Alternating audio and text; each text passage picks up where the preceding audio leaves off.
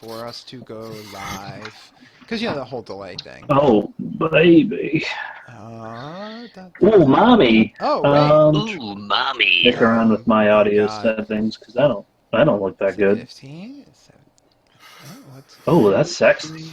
Oh, God. Who's sexy, baby? All right, we are live now. Good evening, everyone. It's another Tuesday, 8 p.m., at least by the Eastern Time, and it's time for more TForce RPG, It's a Long Story, a custom Pathfinder game turned into a podcast run by me, GM LaShock of the Trinity Force Network, head of TForce RPG. And what we do here each week is I've got this homebrewed Pathfinder campaign, tabletop RPG, that I run our colorful cast of friends here of our network, League of Legends podcasters and shoutcasters and just all around a bunch of mooks. I've decided that's my favorite term for you all. And I throw a story at them and they turn it into a giant steaming pile of crap. So, where we left... To be fair, I think we're doing great. Okay, my bad. I should rather say I present this large and what I believe to be living world in front of them, and they turn it upside down and set cities on fire all the time. We kill your living world. Kill my living. A little piece of me dies inside every week. It's one city, and we haven't even explored the full world yet. So. To be fair, you also started the riot in Turnog, so moving on. We didn't start the riot, it was always burning. So Tell that to Kyoto. Great. So, where we left off last week is the group had thought they were going to just show up and attend the Independence Festival of Victoria Point, and instead found that during the festival they were sitting with El Negociador and meeting with the other heads of state of the various city-states and territories of the land of Vestralan. And it turned into quite a heated discussion, which ended in several members of the group agreeing to go forth back to Kerto to get Deacon and Nathaniel to come and speak on behalf of the rebels to try and work out a peaceful agreement. And then Kargan, Chira, and Hasser rode forth with the aid of some Griffin Knights from Stormhaven and landed in Kerto just in time to be attending what looked like the funeral of Angelica Demai, the wife of Nathaniel and daughter of King Arimos of Turnog. So, and that's where the episode ended there. So where we're going to start out this week, because that was about 2.5 days of travel that they just took.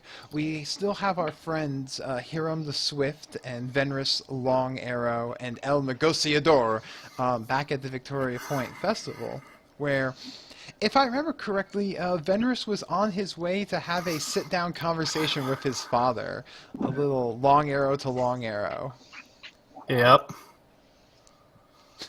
So It's going to be like an arrow measuring party here.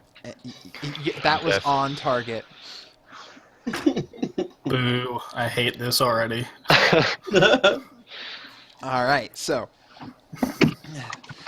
you know, as we let that, I like that I get to leave the others in their set area of cliffhangery while we go to Venrus has a nice chat with his dad. So, you know, so you don't know where his tent or anything is. Did you send a messenger off to get him? How? No, I'm going to have Bank try to find him. Bank try to I feel like find him. Bank's gonna know. Because Okay. I'm going to assume he knows where he is. Oh, well, in that case, yes. Bank is more than happy to lead you over there, as he does know where your father has set up shop, as your father informed him when they spoke. Uh-huh. So, Before I enter the building, I'm going to talk to Bank really quick. Mhm. So as I have my conversation with my father, Roy, I have a task for you. yes, sir. What is it? I hand out 20 pieces of paper that I made. These are contracts. I need you to try to find people willing to sign them. Certainly, What sir. they are is they basically forfeit their body after death, and that I can use them as they die. And I'll hand them, how about 1K? Use this to convince them. And I know you're a smart gentleman, so I'm sure you can convince them. Give me a linguistics check on how well written these contracts are, by the Ooh. way. All right. What's the quote from Guardians of the Galaxy? You must allow me to pay you today for your body upon your expiration, of I course. was wondering why that got posted in the Slack chat a few days ago. 25? Yeah. Okay. He takes the papers and gold. Certainly, sir. I shall go forth and attempt to see who would be willing to sign the contract and use the gold as incentive. And he nods. Good lad.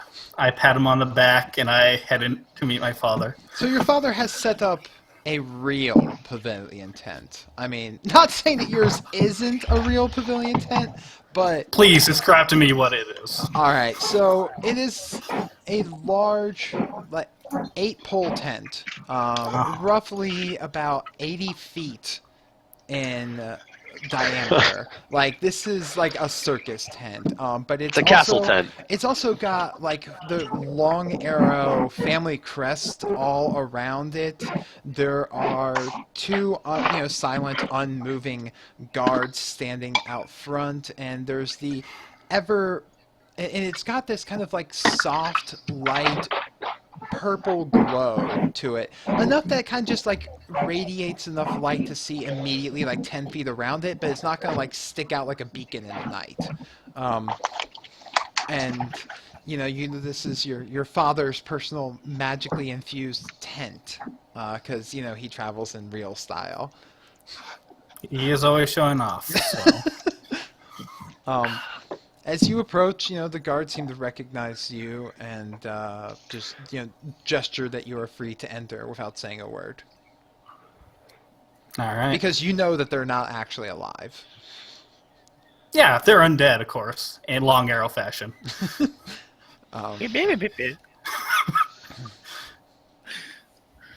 So, do you enter the tent?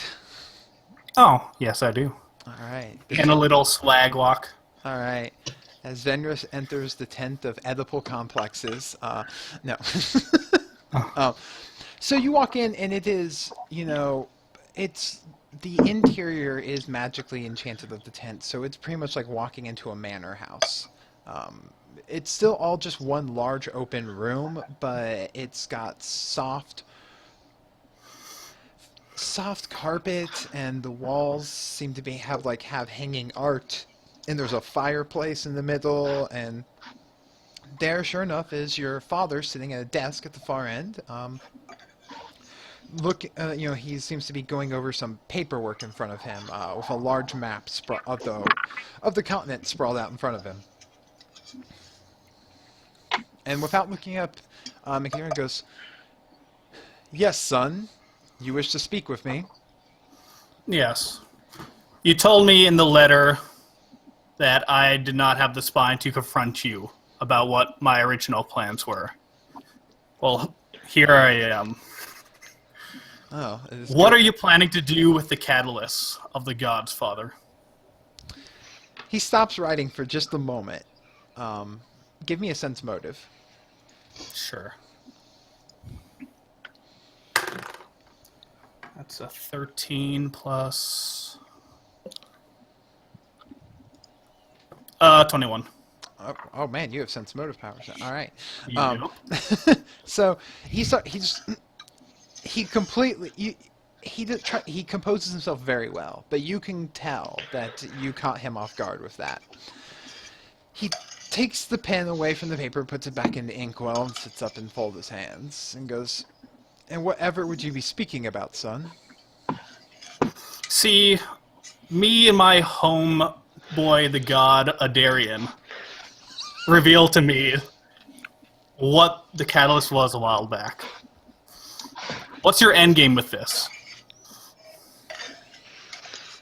He continues to look at you in a kind of You can't quite tell what's going on inside of his head as he's thinking about it.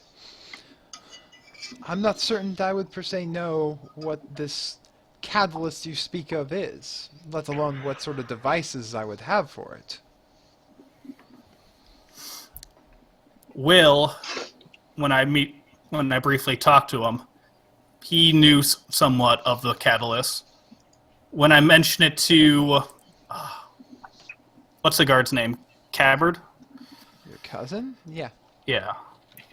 He looked really pale in the face. There's something that you know about this catalyst, Father. And you said, as a long arrow, we do not withhold information within family. What is this?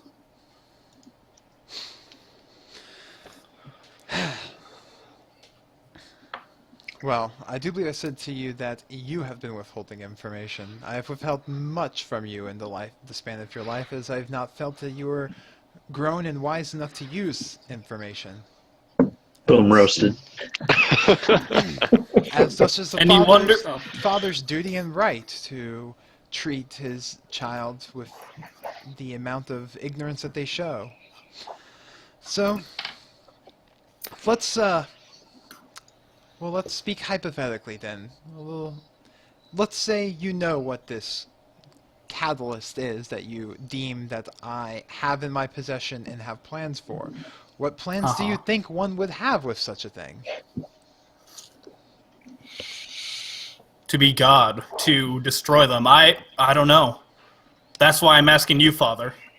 And you would then suppose that I have this item, this artifact, this relic, that would enable me to attempt with it to destroy and or supplant the gods. Is that correct from what you are inferring? Yes, that's exactly what I'm saying. And then, so how wise in that sort of circumstance do you think it would be to discuss such a plan of dealing with such beings of higher power in just any fashion unless one had taken precautions to make themselves not decipherable or detectable? Oh, you're a very cautious man, Roy. And I know, within this magical tent, that you are well protected, even among the gods. Well, if we were to continue down this line of logic, this fantasy that we are crafting here before us, do you think that one would be wise in choosing to speak of it even if they were confident in their protections when dealing with such powerful creatures while in a foreign land surrounded by powerful rulers and believers? Stop being coy with me and tell me what it is. I am not being coy with you, son. You wish to engage in this conversation about this fantasy you have, and I'm merely indulging it. Fair enough, continue. Let us say what you suppose is true, that I have such things within my possession and within my power and goals and plans to put them to bear. What would your opinion on that be? What would your care?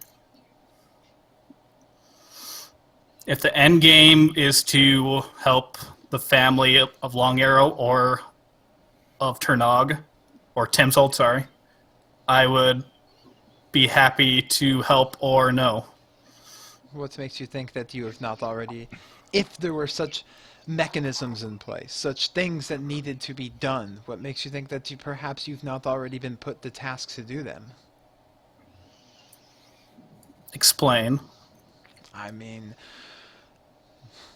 what is there to explain? If there were such a large, complicated, secretive plot on board, and many things, players, pieces would need to be manipulated, what would make you think that you're not one of those pieces that has already been put into play in very specific manners, put into places at right moments in time, nudged into certain directions to aid those plans?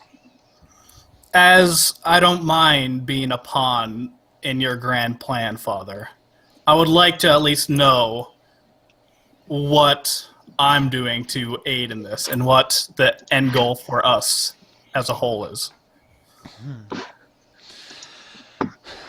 He reaches over and grabs 2 empty goblets and pours a bit of wine into each and gestures to the chair across from him. And puts the glass in front of the chair and sits back. I'll sit down, but I won't take a sip out of the goblet. He takes a sip from the goblet and looks at you. I don't trust it. And what, per se, do you think that you have done that would earn your right into such plans beyond blood alone, if they did exist? For the past 6 years, you know what I've been doing? I've been studying, reading, and writing for the Long Arrow's sake. For 6 years, Father. And now I went down and studied and tried to become the keeper of Turnag as well. However, I found information, and I hand out the piece of paper that I can't understand the writing of or anything. I found this in your library. And when I asked you of this, what this was, you just kept on saying the same old thing over and over again, that I needed to concern myself. That was the first time in ever that I can ever remember that you have lied to me or kept a secret from me. I have been, for the past 3 or 4 months, have been doing my best to figure out what this is, and for the Long Arrow family. I need to know if you want me as a pawn to keep on continuing in this journey.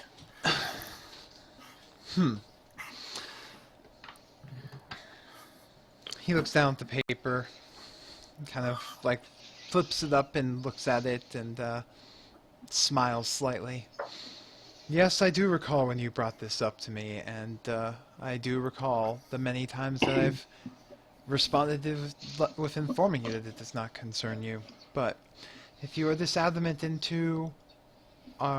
if there were such mechanisms in place, so let's play another little hypothetical here. Let us say that there are mechanisms in place that would you not think that that would require a great number of powerful people, maybe even an organization or cabal of sorts? Like Cogswell Adam? Well, he smiles. Mm, Let us say that if of any people that you can imagine of influence and power or wealth, would you not say that it would take many to accomplish such a deed? Yes? I would agree. Okay.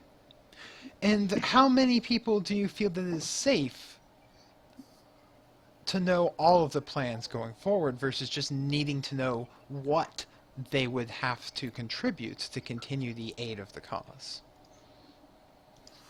Well, I see where this is heading. Pawns, my son, are moved deliberately forward to pave the way for more important pieces to move with protection and to be sacrificed when something greater is needed. No, son, I would not call you a pawn. I would say so far we have used you more as a rook.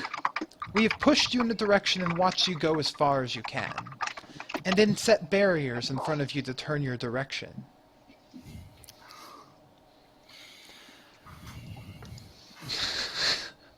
Sorry. No, yeah. So, let us say that you wish to be more important than even a rook in these plans. Let us say that any organization, any schemers upon this, were the king and the queen, regardless of how many there may or may not be. Let's say you wanted more freedom to move across the board, like a knight. To move and be able to strike from unexpected angles. So, let me tell you that, is that the case then? You would like to be more involved if there is such a plan. But Correct. what if I felt that perhaps you were worthy of more responsibility, but not yet more worthy of more knowledge? How would you feel being put to a task even if you did not know what the true end result of it was? That I above all, would rather know knowledge than being played like a knight, a rook, whatever the chess piece is. You never did grasp the game that well. Let us say this. I can tell you, if there were such a thing going on, do you think that it would aid such a cause to have the current status quo of our land still in effect, with the people who are currently leading, as well as the manner of believers who are in charge in various areas? If it were up to such a group that were messing with such an artifact to attempt to supplant or destroy the gods, do you not think that it would be better for their movements if those currently in power were kept off of their toes, yes? Change would have to be made, correct? Change? No, son. Change is a movement all on itself. Where we are talking about, and see, like, slide something forward, like, across the table, and it is a pawn piece from a chess set. Is putting barriers in their way to make them move in directions they're not prepared for. So to be blind to mechanisms that we have intended. I take the sip of wine.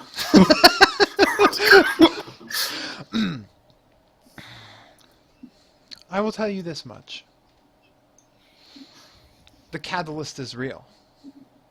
And I do know who has it, and I do know where it is, and I do know what it is intended for. And I'll even go so far as to tell you that it is not my original plan. It is one that I have been brought into. If this were a chessboard, consider me a bishop. Now, if you understand what that means. Now, I of course have my... Not really. I of course have... But continue. He's saying he's not the king. If such a thing is happening, then what I can give you is an opportunity to prove yourself to those who have this mechanism in place, this plan. But to do so, you would have to do what you're told without the knowledge of the why yet.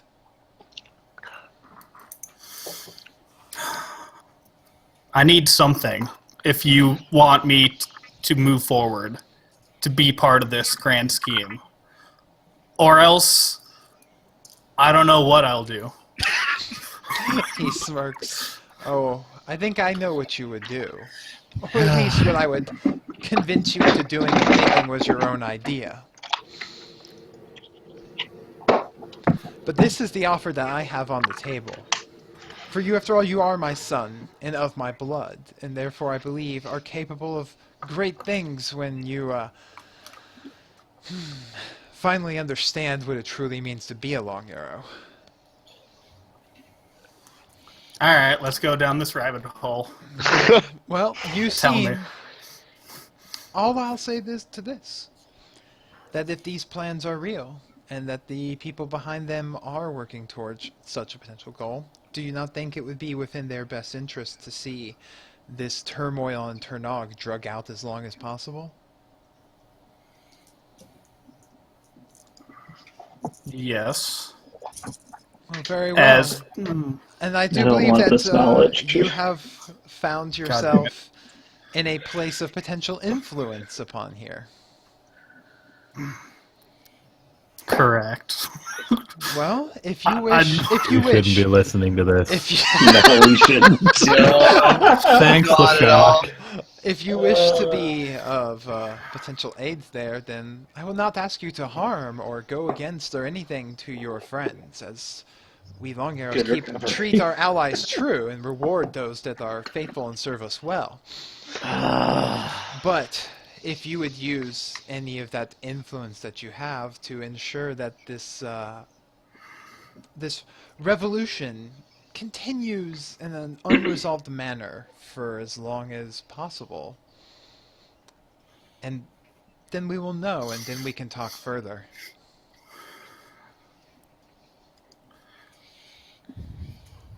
Very well.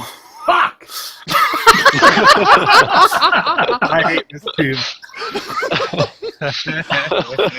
How's your morally gray working for you now, Fenris? God damn it.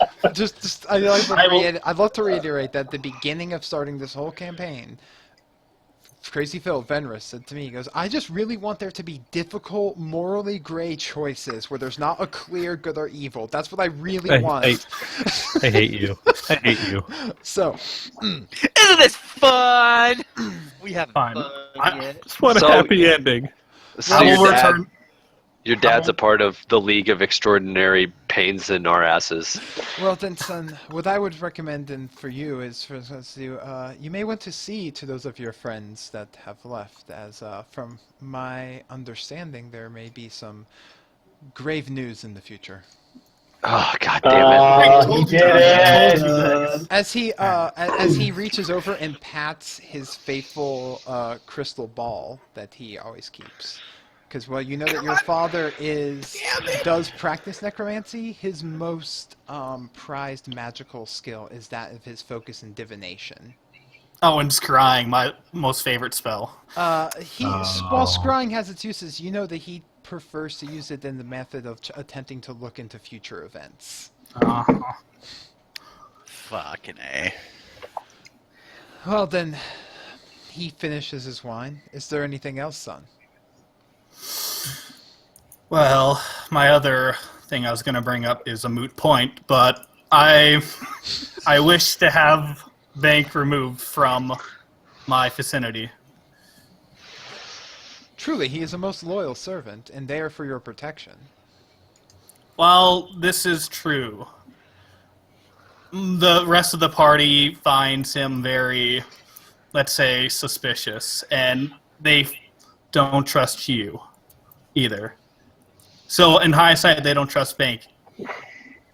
If I am going to do this for you, I need Bank out of the picture so I can move freely as a knight. Oh! Make a diplomacy Did he check. say oh like that? No, I'm sorry. That was me as the GM really liking him throwing my words back at me. I'm really proud of that. So make a diplomacy check. Ooh, baby. All right. 14 plus 14 is 28. I think we can make a compromise. For you see, I like having a protective eye over your shoulder. And I suppose that Bank in his current state and everything is a bit of an issue for you. So he takes, he puts his hand and rubs a ring on his left hand of a pale blue stone, and Bank appears in the room near you all. And he goes, "You summoned, sir?" He says, "Yes. It seems that we will need to alter the manner at which that you are watching over Venris. This will mean yet another change for you, friend. Are you sure that you wish to continue?" "Yes, sir. I am ever prepared in whatever form you need me." "Very well." He then kind of, he stands up, dusts himself off, walks over to Bank, and takes his finger on the ring and begins muttering some incantations. You can attempt the spellcraft if you like. All right. 25. This is not a spell that you recognize, but from all of the sounds of it, and what you know about your father's spellcasting, is you think this is one of the few that he has spent time potentially making in his own lifetime. And you then watch all of the skin and bone and everything that is Bank just drop to the ground as his head rolls up and it lets out this long breath. Make a perception check. God damn it. That's a 2, so... Okay. And then the body just falls, completely slumps to the ground. And looks like a deflated balloon almost. And then he like mutters a few other things, and the body that was Bank just disintegrates. It just fades away into nothingness. And he goes, very well. Bank will still be with you, but in his more natural form, watching over you. What is he originally, and what does he gain by serving us? You feel a breeze and then a pressure on your shoulder, but see nothing. Is he a ghost? Bank is not Yep. a ghost. Bank was not the thing that is truly living. He is a fairly unique individual that I have found, and it is through me that he is able to maintain his presence still upon in the world. He is a creature, I guess you could say, he is an elemental creature of very strange and interesting autonomy. All right, definitely have to do some research on that later. I merely presented him with a corpse at which to place himself in, as if he was the lungs of its breath. So now he will follow you and continue his work, just merely unseen. Fair enough. He smiles.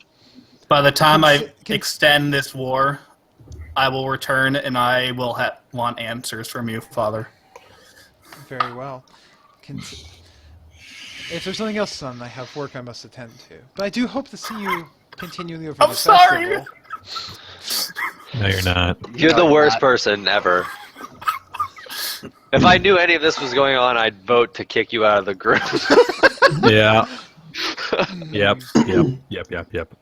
And as I'm leaving, I'm going to just turn my head a little bit and be sure, Father, as time progresses, eventually I will become a lich, or find immortality, to say the least. Very well. Rebellious youths. And I walk This away. wine. You could be immortal, Dad. Just you watch. All right, and you walk out of the tent. Not sure how you felt that went for you, but That was a doozy. That's I'll say that. Woo! I don't feel comfortable with him in our party anymore, but I don't know any better, so you that's don't really know bad. anything. That's the worst part. I know. Bullshit. Why'd you make us listen to that, Lashak? because it's No fun. metagaming. Oh, God. Not, Damn it. I'm not at all. Because it helps improve your skill as role players. Yeah. Alright. Plus, it's really funny listening to you guys groan. Alright, so... Alright, you got that over with. You know that your friends were gone on at least a 2.5-day journey to Kyoto, and there would be another 2.5 days back if they immediately left and returned.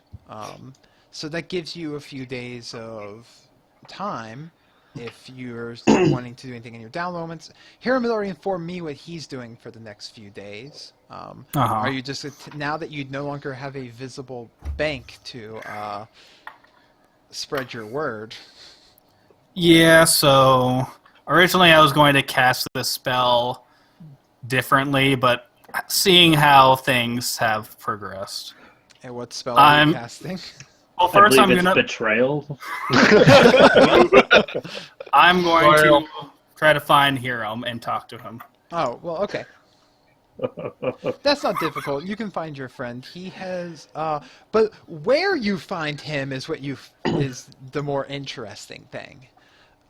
So you come across Hiram actually with clergy members of the Church of Remiel, and he is currently working essentially in a soup kitchen, feeding, needy, hurt, and homeless people. What's his end game? Oh, man. Hey, What's the Manners. grift this time? Hi, Hiram. What you doing? Oh, just helping out. That's great. He's sitting there like he's pouring bowls and puts them onto a tray, which then is balanced on the back of Brahm, who walks them out. So, everyone picks up bowls of soup off his back and pets the wolf. Brahm is loving the attention. You seem a little bit chipper today, Hiram. Yeah, sacrifice is really just the courage to give oneself in the name of love. Oh my god, And, he's doing good things so he can heal himself faster? That's terrific there, buddy. I sacrifice my time in the name of a meal. That's great. Listen, I need to talk to you in private, like things that clerics might not like to hear. Wink, wink. Oh. Well, honesty is the respective truth. And... Can you knowledge religion, Venrus? Do you have that? Yeah, I do, actually. Go ahead and give me a knowledge religion roll. Oh my god. A 3, 11. Good job. This sounds really familiar. Like, you don't know. Like, he's saying things. You're like, that sounds like something out of a religious text. I just don't know what. But it sounds like he is spouting virtues at you. If he hands you a character sheet, run. Run from the teen Bible.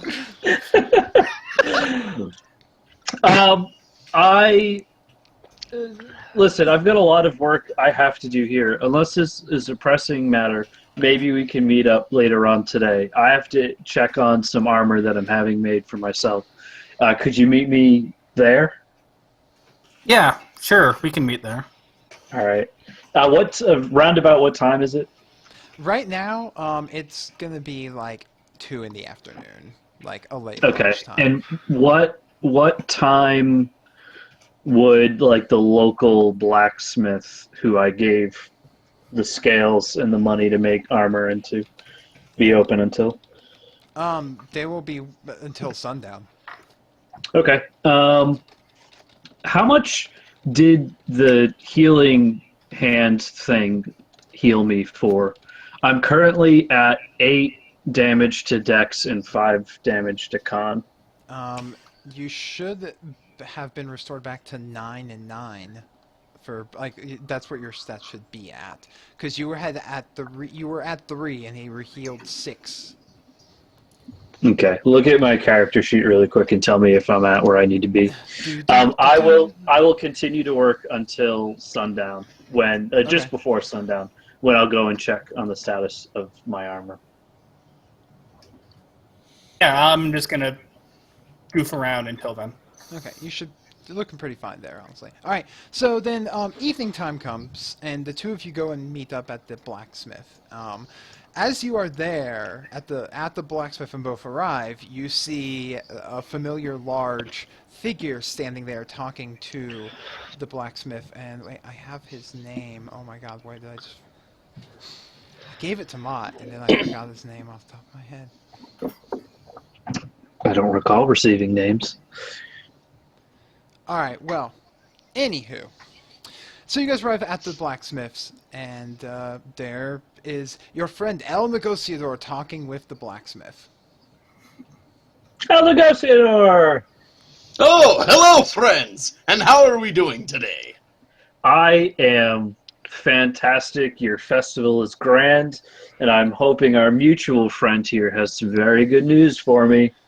Haha, excellent! Are you having work done with him as well? I am. After our scaly friends went for a little ride, I'm hoping that he'll continue to stay with me in one way or another. Haha, I can understand. I'm having work done on my beautiful trophy. At that moment, the blacksmith, I found that, Karlin Ortek, a burly dwarven man with a very finely kept silver beard, comes out with two other assistants as they're bringing a large plaque with a stuffed, familiar-looking dragon's head. Like, it's just taking multiple people. As you recognize the head of the dragon that you guys had assisted in killing stuffed onto a plaque here, being delivered to El Negociador and his a few of his attendants. Good old Bellathorn.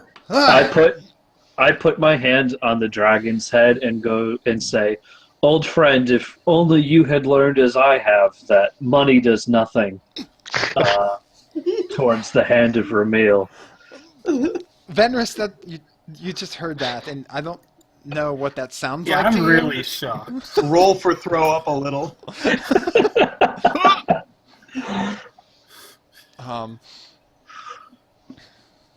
But yeah, so that there you are with this large dragon head, El Negociador, and the dwarven blacksmith, Carlin Ortek. And he says, "There you are, my friend. Though I must admit, that is the oddest request that I think I've received in quite a while, of mounting a dragon's head to such a large plaque." She is beautiful! That is perfect, my friend. Great work as always. And what do you have done, new holy man? Oh, I hope that some hide armor is done for me. Dragon hide armor, if that's what I ordered. I say, without remembering too much. Yeah, it still needs a few more days, but by the end of this week, your armor will be done. I'll say, I think it's some Great. of my finer works. Apparently, I'm getting a lot of practice with red dragon scales right now. Fantastic. Oh, excellent. A new armor. Maybe you cannot get hurt so often now.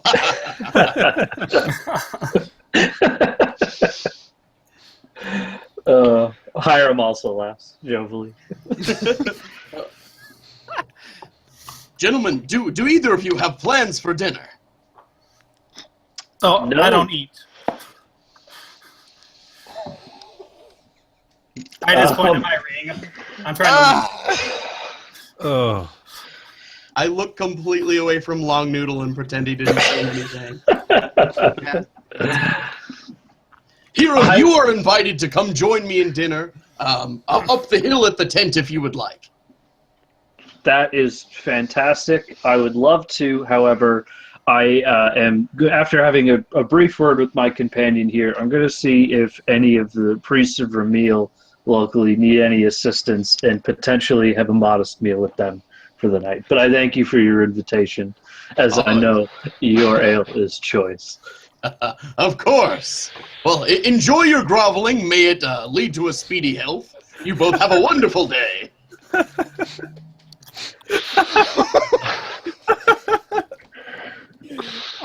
bullshit with that guy.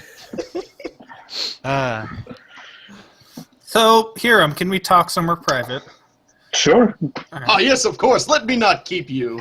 And then I pick up one of the horns of the dragon as my 4 attendees carry the other half of it. So you guys go off, and it's not hard to find a kind of quiet corner for you guys to talk at. Actually, you go back to Venris's pavilion tent. Oh yeah, I guess that would work. You seem different. Did you find God? Fenris, a couple days ago, I was laying on the ground in agony from your stupid bats. And all the money in the world didn't mean anything. No one could heal me. I can't buy a cure. And then one touch from the god's hand was enough to heal me to the point where I'm at. It cured your bad Parkinson's. He also didn't have much money. I had 5K gold. I had 5.5K gold at the time. That was quite a bit, I'd like to think. Okay, fair enough. Either way, mayhap I have found that there's more to life in supporting yourself and others than just having a large purse. And maybe I'm just exploring other ways to fulfill myself. It's gonna come back. Are you doing this just because you want free cure disease spells, Hiram? Listen, Venris. Don't lie to me. I'm going to look him straight in the eye, and I'm going to say, Venrus Lone Arrow, which I know is your real name. Wait, is it? Yes. It is, but I said Long Arrow a couple times, and I think we just rolled with it. Yeah. But Oh. And now it's Long Noodle. It's true. Venrus, I've never told anybody the truth of why I was the way that I was. See, my father spent so much time groveling over money that it tore my family apart. And that eventually ended me up in the woods alone. And I thought that day that all I needed was money to make me safe and protected and supplied. And I've been able to grow out of that. So, no, there's no ulterior motive here. I'm just trying to live a more fulfilled life. That's good for you, but the thing... Hey, speaking of dads, you went to go talk to your dad, right? How'd that go? How Venrus, how are you? It actually went wonderful. You will not guess what? Guess what? Bank will be no longer with us anymore. Oh, that's too I've bad. convinced him. Well, it was for the best. I didn't want my father snooping around. You feel a long, lonely, ghostly hand on your shoulder, Hero. But now that Bank is gone, we can now possibly proceed without my father's knowing. He's still a great magician. Well, as long as it gets us closer to a solution to this big problem we've created, I guess that's probably the way to go. Yeah. You fucking long noodles. Speaking of which, I bring out a contract. Take a look at this and see what you think. So, as you look over the contract here, it more or less states that, by agreeing to this contracting clause, you hereby are willing to, for whatever agreed upon terms, are willing to relinquish the rights of your body after passing for the uses of Venrus Long Arrow as he, deems and sees fit. Well, what do you think, huh? I know you're not into the whole gold thing right now, but maybe I can give some gold away to charity after you die, to the right cause, to your religion. I put a finger to his mouth to suss him, and I tear up the contract, and I say, Venrus sacrifices courage to give yourself in the name of love. If my remains can somehow benefit the cause of bringing some stability to whatever it is we've wrought here, then you don't need a contract. Plus, I'm pretty sure if I'm dead, it's not going to matter anyway. So I understand, but in case the party decides to, give you a proper burial, I just need your signature. Listen, if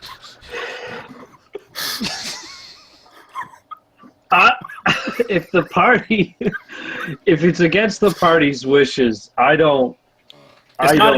It's not up to them. It's up to you. This is your body. For now. You have asking that I can do with it. Okay, and as you said this, I'm casting a spell. Oh, God. What spell are you casting?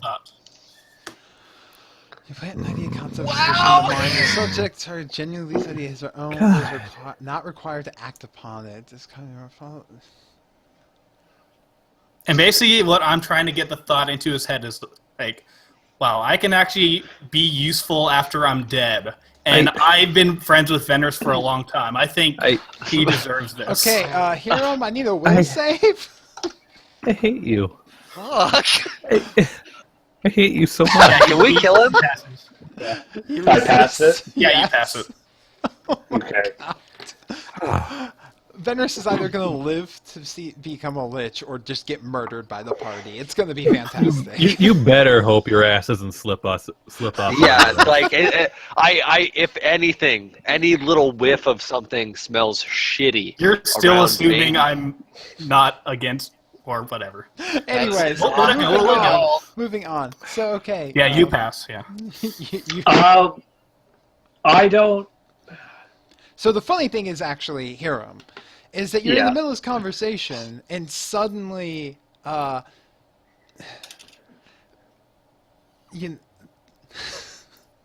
suddenly Venrus just kind of goes, because this has a verbal and a semantic component. Yeah, it's true. Wow.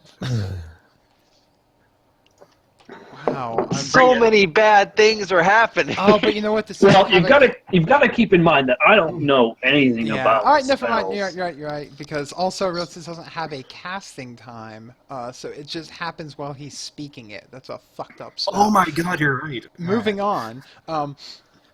So you're back as you were with your conversation. But doesn't it say also that the target can suspect mind-altering magic is at play? If it works. Okay. Like, if I tell Hiram, hey, kill yourself, like, obviously he's going to think there's... That doesn't sound like. That Let's say doesn't if- sound like me. if Why he was has- that in Venrus' voice? That's so weird. That's a sweet ability. And it's permanent as well. I mean, listen, I trust in my friends, and I think that no matter what my end, that you guys will do what's best. Oh no, that does have a casting time of 1 standard action. So for 6 probably- seconds, you went like. Yeah. Anyway. I understand, but I guess I won't need a contract from you, but if anything bad happens to you, I just have your bodies back. Just let you know. All right.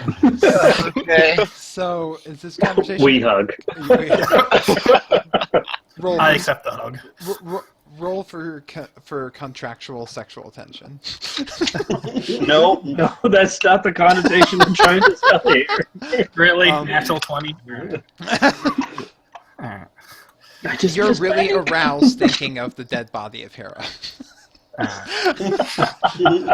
Anywho, so, all right. So, what are you guys then? Are you just gonna continue your sort of little errands and such while waiting for the rest of the party to return? Yeah, I'll just do errands that I can just okay. message you later. Okay. Lashak, did the thing that I told you about that I was going to do with the portion of my... Yes. Okay, that happens? Yes. You son of a bitch. Okay, great. Yeah. You have no Yeah, room. I can- You have no room. He donated to charity, motherfuckers. That's the worst kind of giving.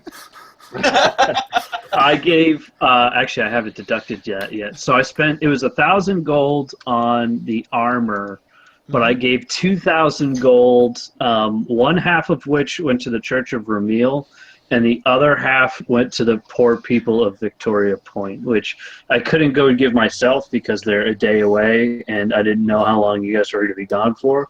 So I sent a Church of Ramil guy to go and deliver that to the people. All right.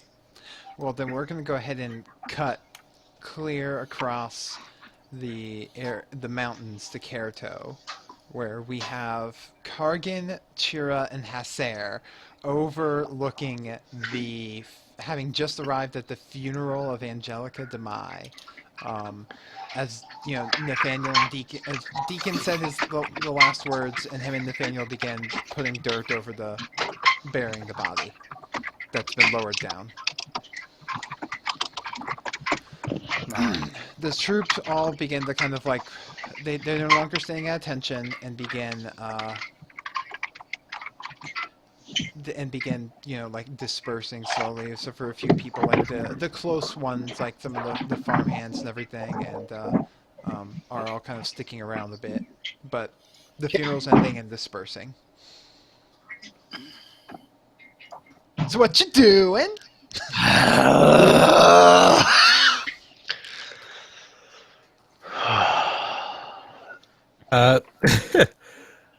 Just want to look around at the party and like, you're all seeing what I'm seeing, right? we're fucked. I gotta go back. No, cut. Yes. Wait. You, Who's all here right now? Oh, great leader. The people that are currently present around this area are, of course, you, Chira, and Hasser. Thank you.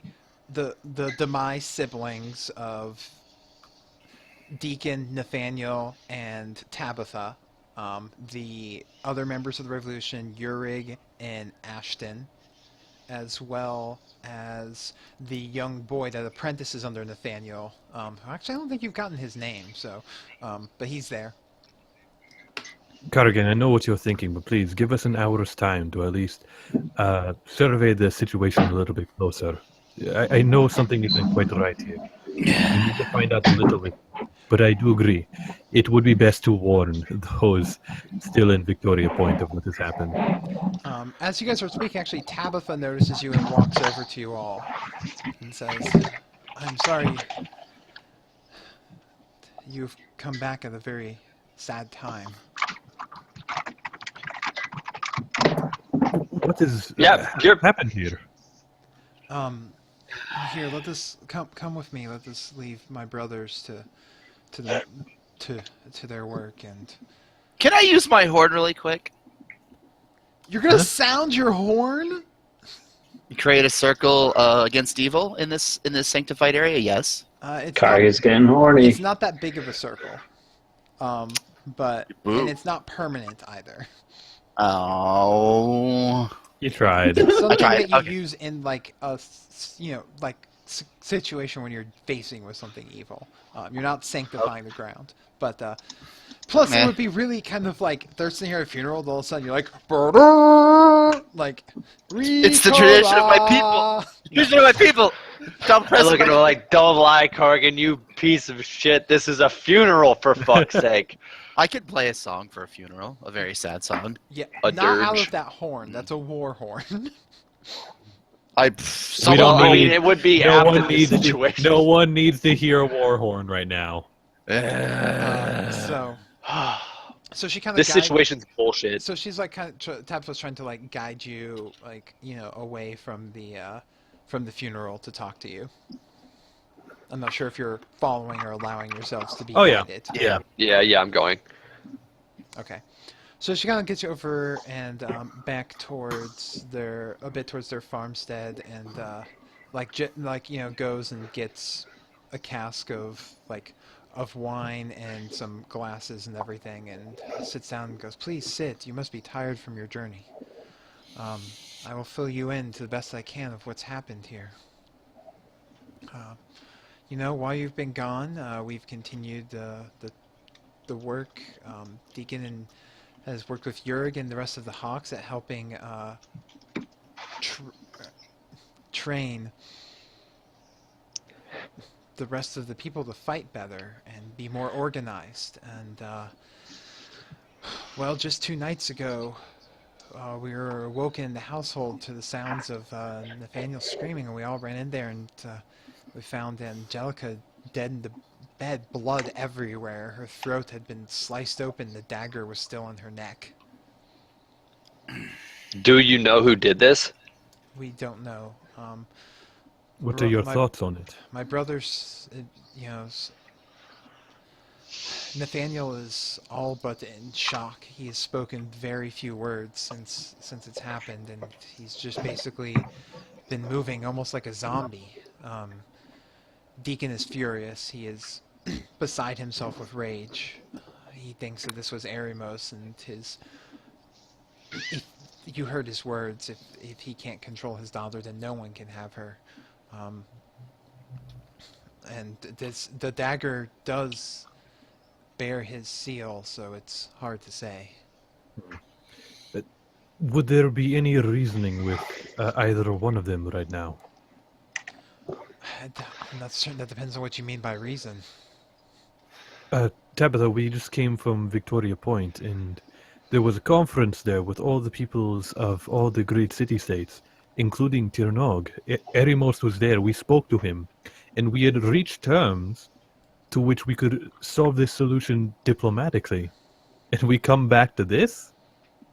This is bullshit. I spent the entire day yesterday trying to be as diplomatic as possible, and we run into this situation and everything gets pissed away. No matter what people's feelings are in this, I find it hard to believe that Erimos himself was responsible for this. I can't. I agree. I can't say that I also don't have my doubts, but it's been hard to reason with Deacon, as angry as he is.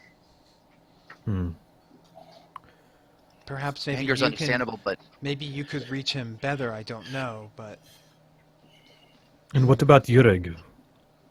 what about Yurik? Where has he been in all this? Where was he the night that Angelica died? From my understanding, he was staying at the inn. Do you suspect Yurik would have had a hand in this? I am not certain of anything right now, but at this point, I can't rule anything out. He is the newest to come to Kerto and rise to the power that he is at a general, I assume. I don't know exactly.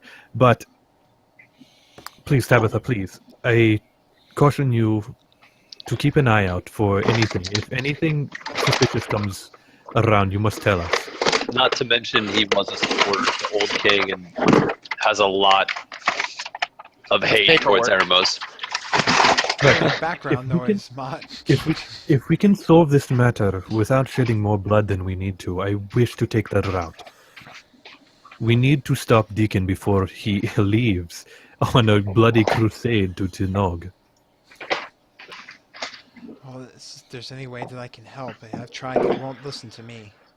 We came back here so that we could bring either Deacon, Nathaniel, or maybe both to Victoria Point in order to have them sit down and be able to work something out. Whether that be to even decide to keep on fighting. What it comes down to is there is a council of extremely powerful individuals who are kind of judging and weighing who the true leader of this region is and who they want to support. And ultimately, our say in this rebellion isn't much because we just happen to be in the way. We're not actually leading any rebellion. Your brothers are. So anything that we say doesn't really hold any power over them or anyone else who can make decisions. So we needed them to be able to come to terms with the individuals that are set up in this council. For right now, Tabitha, we will try to speak to Nathaniel and to Deacon when we are able. But if you can, if there's anything you can try to find out about any of this going on, the help would be very much appreciated. I wish I had more in the ways of magic of divination, but no powers that I possess have been able to shed any light on the situation. You have arms, you have legs, you have a good set of eyes, and a smart brain. You can look around your area, please. Anything you can do. I will do everything I can to help, to find out the truth of what happened to Angelica. She was such a sweet, kind girl. She shakes her head, looks sad. For her sake, we must uncover the truth, and for this region's sake, we must stop not Nathaniel, I'm sorry, Deacon. Well, Before it's too crazy. If I were to be any judge, Nathaniel will be at the bar and will not come home. He has not returned to his home since that night, and Deacon has spent every night out late training, drilling, fighting. It's the house is empty. It's a ghost of what it former was. All right. Thank you for your information, Tabitha, and please, if there's anything that you uncover. I have to ask, and this was brought up at the council meeting, what's the deal with your grandfather? My grandfather? Eremos brought up that was me. that... What? That was me specifically. But I know what you're going with. Well, no, Eremos brought it up at the council meeting.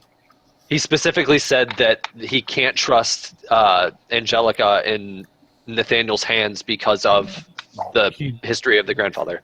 Yeah, doesn't want him to make the same mistake or something. Yeah. Yep. She looks kind of confused and tries to think. I mean, Grandfather Ladavarin was... He was a mage that served under King Gregor for many years as a advisor, and from my understanding, he was a powerful user of the arcane arts. I'm afraid that he, was gone before I was really even old enough to remember. He retired out to here before any of us were born, and started this farmstead with the wealth and everything that he had. And from my understanding, he was a quiet man that preferred his studies and kept to himself. He never really had much to do with the family that I can recall, but if he was involved with something, I'm afraid that I don't know and can't shed any light upon that scenario. Do you know if he would have left behind anything at your farm? A journal, anything? You said he spent time on his own. Maybe he spent it in contemplation, doing something, leaving something behind that might give a clue. I mean, you're welcome to... The house is empty, so you're welcome to stay and look around through the library and everything. I mean, he kept a very well-stocked library, and it's nothing that has seen much use since he's been gone, and mother and father have been gone. But Yeah. you are certainly, if you feel that somehow is embarrassing, I mean, she kind of looks over at you guys with kind of near pleading eyes, like, my family is falling apart in front of me. This revolution is bringing out the worst in everyone, it seems like now. There's...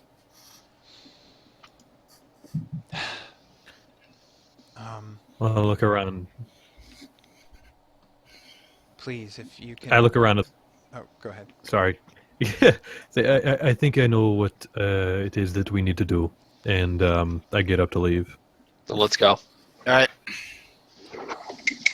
She kind of, as you guys get to leave, she kind of like reaches out and grabs Kargan's arm for a second, and goes, "Let me know when you are needing to look through the place, so that I can make sure that Deacon and Nathaniel know we're not around. I feel like if they just came in and saw even people like you that we trust snooping, they might not react well."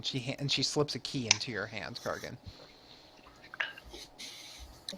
I suppose, would it be wise to look through now? This would probably be a good moment. I don't think either of them will be back for quite a while. Chira, Haser, I think you guys know what you need to do. I've got some books I need to Try do. and find anything that you can. Absolutely. Right, we'll meet back here in a while. Or, what? We'll meet at the inn. Very well. All right, so at least I'm going to go talk to Nathaniel here. I'm going as well.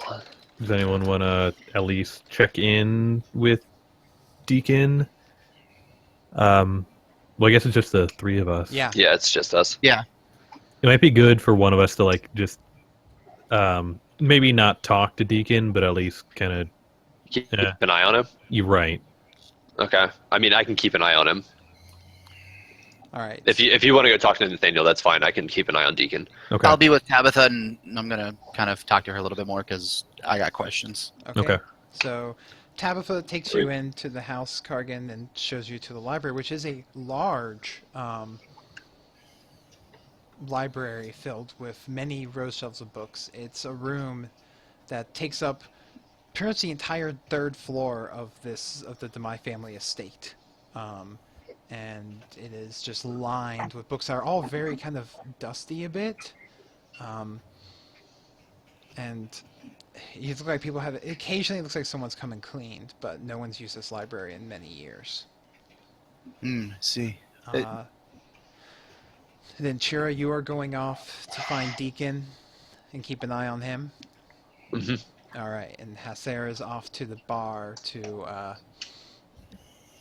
go talk to a grieving Nathaniel. All right. At this point, here's where we're gonna go ahead and take a short break and clip the audio, because it's a good time. It's a good time in timing and a good time in story. So, for those of you who are watching us live or watching on YouTube, just bear with us for a few minutes while we export the audio and take a quick break. For those of you in podcast land, hang in there for the next episode of episode 18, part 2, which will be coming out shortly. And again, don't forget to check us out on social media at TForce RPG on Twitter, on YouTube, on Twitch, on Facebook. And now we are on Stitcher as well. Huzzah! So for all of you non-iTunes users that want to be able to stream the podcast, you can find us there by looking up TForce RPG. It's a long story. So we're going to Tell your friends, tell your enemies. If they like it, then it's great for us. That was the weirdest catchphrase that I can think of. So, anyways, all right, so we'll be back shortly, and those of you who are watching us live get to hear us kind of blather on about weird stuff. All right, Okay. So, stopping the recording, exporting the So, audio. in my- Chris, in you're my- missing. Never hated pasta more than I do right now. Wait, what? Yeah. Yeah, Venris, Jim fucking No, long no, you wait. piece of fucking shit. No, you don't know what my No. motives are here. You don't know what they are. No, That's the that's point. fine. Every time you say that, you just continue to not ever No, do anything I positive. don't assume somebody who walks up and says, "Hey, fuck you." I'm like, I don't know what this man's motives are. He's gotta have some sort of good thing. Could it be ironic? Oh, I'm Uh, sorry. I have yet to do anything dickish with this plan yet. You just tried to get. Control me 3 times. Okay, best case scenario. Okay, so take over your really father. quick. So I didn't want to RP the second day just because I felt like we're talking too much. But anyways, I would have told Hiram that I would need the spell Lead Blades to get some help to get Hasair to do it, to get him the magical item. Yeah. They No, already that's did that. fine. They already Yeah. did Yeah. that. No, Already but taken I care want of. to create him another weapon like that. What? No, that's They already that's made him fine. a magic Why? item that lets him cast. Hold on. Yeah. No. If it doesn't matter if Vendors wants it, regardless if it's for Haster or not, and Vendors asked Hiram for it, Hiram would happily. Oh do yeah, because it. all you have to do is cast a spell. Yeah, So and the you're spell playing- I'm casting is so thoughts on him, Yeah. which he made 2 will saves and he failed on both.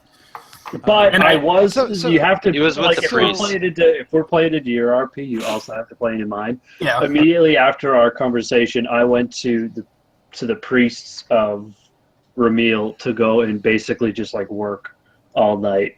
Mhm. This, by the way, for everybody listening, totally genuine out of heroin, out of heroin, I don't out of believe it. Hiram. On heroin. Totally Lashak. What caused it to happen was Lashak said, "I'll be very interested to see how the near-death experience affects Hiram." And I thought to myself, what? I guess what's Hiram's mentality on life? Which his dad always was looking for money. It tore his family apart. That tearing apart caused his whole life to get fucked up into the woods. What's he gonna do? Find money so that doesn't happen again. Now his money isn't going to do him any good, and he almost dies. But this one weird god hand fixes him. Wait, is this the origin story for Mott Ganorum? No, Is Hiram gonna turn into a dwarven paladin? Are don't you think about to so. sell your soul to the Order of Boaz? You could be a war priest here. There are archer war priests. I cannot wait till Hasser and Hiram run into each other because I read the Ramil lore on Google Drive and how Ramil is loves Garako, but Ramiel. also Ramiel loves Garako, but keeps him in check because sometimes he's too. Because sometimes he needs a soft touch. Yeah, sometimes he goes hard and he goes too hard, and it's not tempered by don't truth, love, always and courage got and to shit. fuck 'em hard. Exactly. Sometimes So the whole time it's just gonna be no, Haster. Okay. I know you're very passionate about Garako, but let me tell you how you About the really good are. God. No. God. I love how Remy- you're about to proselytize to the war priest. Ramel and Garako are those two best friends that just have different political beliefs, but are okay with it. They just discuss it and argue sometimes. Oh no, for sure. And by the like, Yeah, but it's not like that different. It's like No. It's different shades of the same color. it's Yeah. like Bernie versus I will Hillary. constantly be seeking the truth on whatever matter we're hunting down. And if I run into opposition to that, like you I'm won't refilling my drink. give me the information, I will fucking destroy you. Like, I will go militant on your ass. Which the whole Hiram getting drunk thing at the end of the first part of the last episode and trying to do the Garako thing was drunk Hiram trying to become like super religious in the moment. He's now just living it. All right. Well, when Cargizi gets back and everyone's done exporting, we can take I'm in. done exporting, but I am going to What grab a happened? beer. Are you going to lose faith during your next near-death experience, and then we're going to go down the other path? Because things are going to get fucking crazy. Then you and Ventress can really be best friends. So, Hiram, you can RP that as much as you want, those two things that I sowed the thoughts in you. I'll leave that up to you what to do. Let's say, wait, so He you're making knows that they're another happening, magic item for Hasser that does the same Yeah, thing? tell as me the about last that. one? Did you see the two things that happened, LeShock? Yeah, I did. Well, Okay, is that I guess my question, I'll roll with the punches, whatever happens. yeah, But same here. is that legit, like us doing it as a sidebar? Yeah, that's fine. Okay. If you guys are okay So- doing it sidebar, that is Well, not, I mean, and it is the- as long as it's not a huge story impacting thing. Like It shouldn't be. Downtime is meant for little things like crafting, So- errands. No, like Hiram would definitely be fine signing Ventress's. Well, here's the thing that you're going to run into because now this has happened. Hiram's totally fine signing it, but he's also going to bring it up if anything related to it comes up and be like, "Oh yeah, no, Ventress had me sign this contract that says that if I die, like this Yeah. will happen." But Eventually- I know that. Eventually, I'm going to bring it up to the rest of the party to have them sign it as well. Yeah. Okay, but I haven't signed it as of yet. That the idea is in my head, but it's like, oh no, like I would, I guess, defend it in that scenario. Be like, no, like you think about it, guys. But also on the second day, I would also get you to sign the contract as well. Well, Again, he unless you don't hasn't want signed me it to. yet. He may. I would only do that if it was You can't RP. make him No, sign the contract. You can only think it. Yeah. No, I was going to suggest him or offer to do it again. Yeah, Right. And then for the second one, the church I don't know, joining the second one that I hastily, did was really stretching it, but I wanted to do it for No. the fun. That's fine, but it's really going to come down to the first time that Hiram's faith is tested.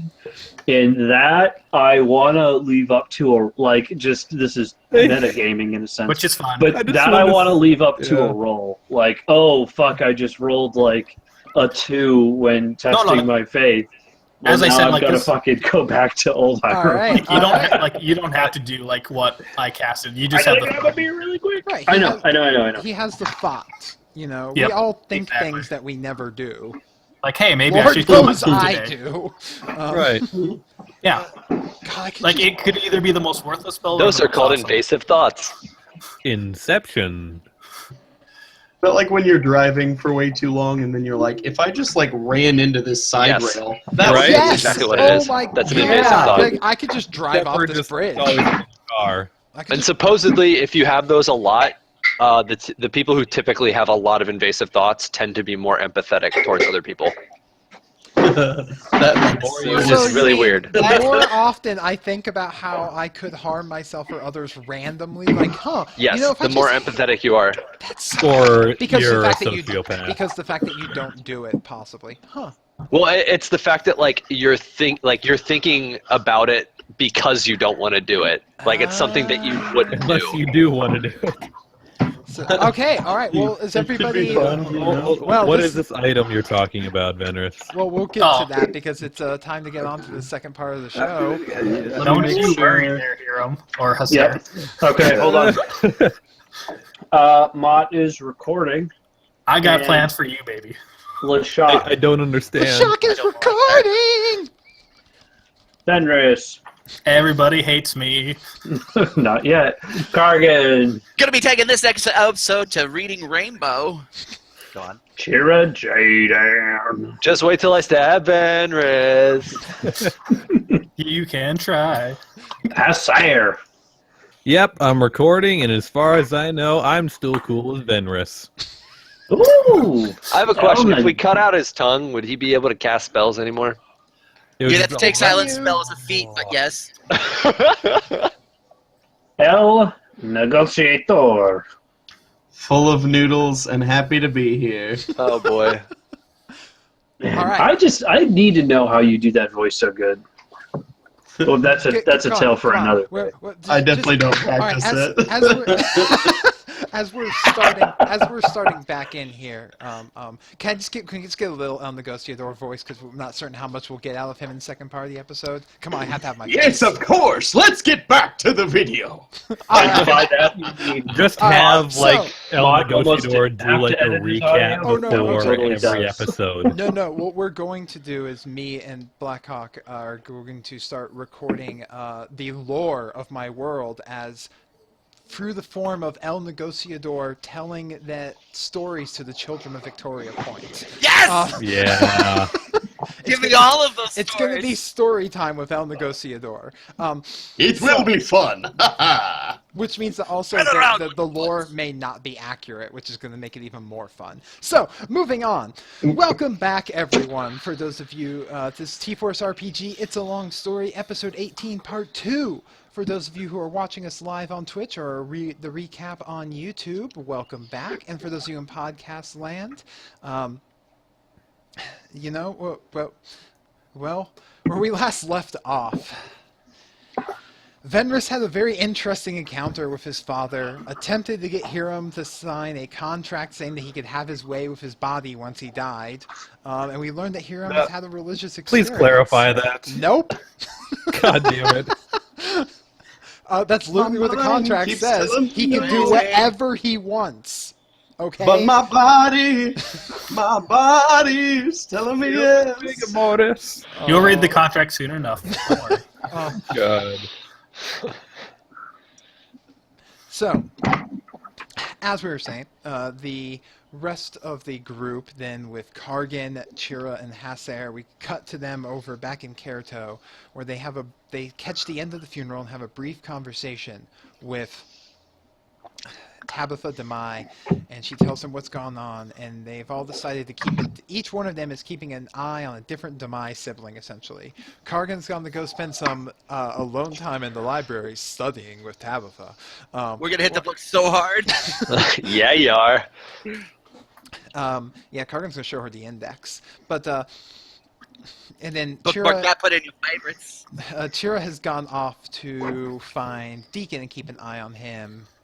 And then while Hasser has made his way to the tavern, that he's heard that, the good old come on in, where Nathaniel has been spending all of his time after the death of his wife and not wanting to return home. So we're going to resume here.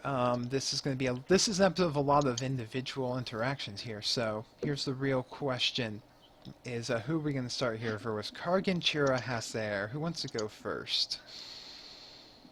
I'll go first. All right, because you're the closest. That makes sense. So It's time for the book club. Yeah. welcome to the book club with Kargisi.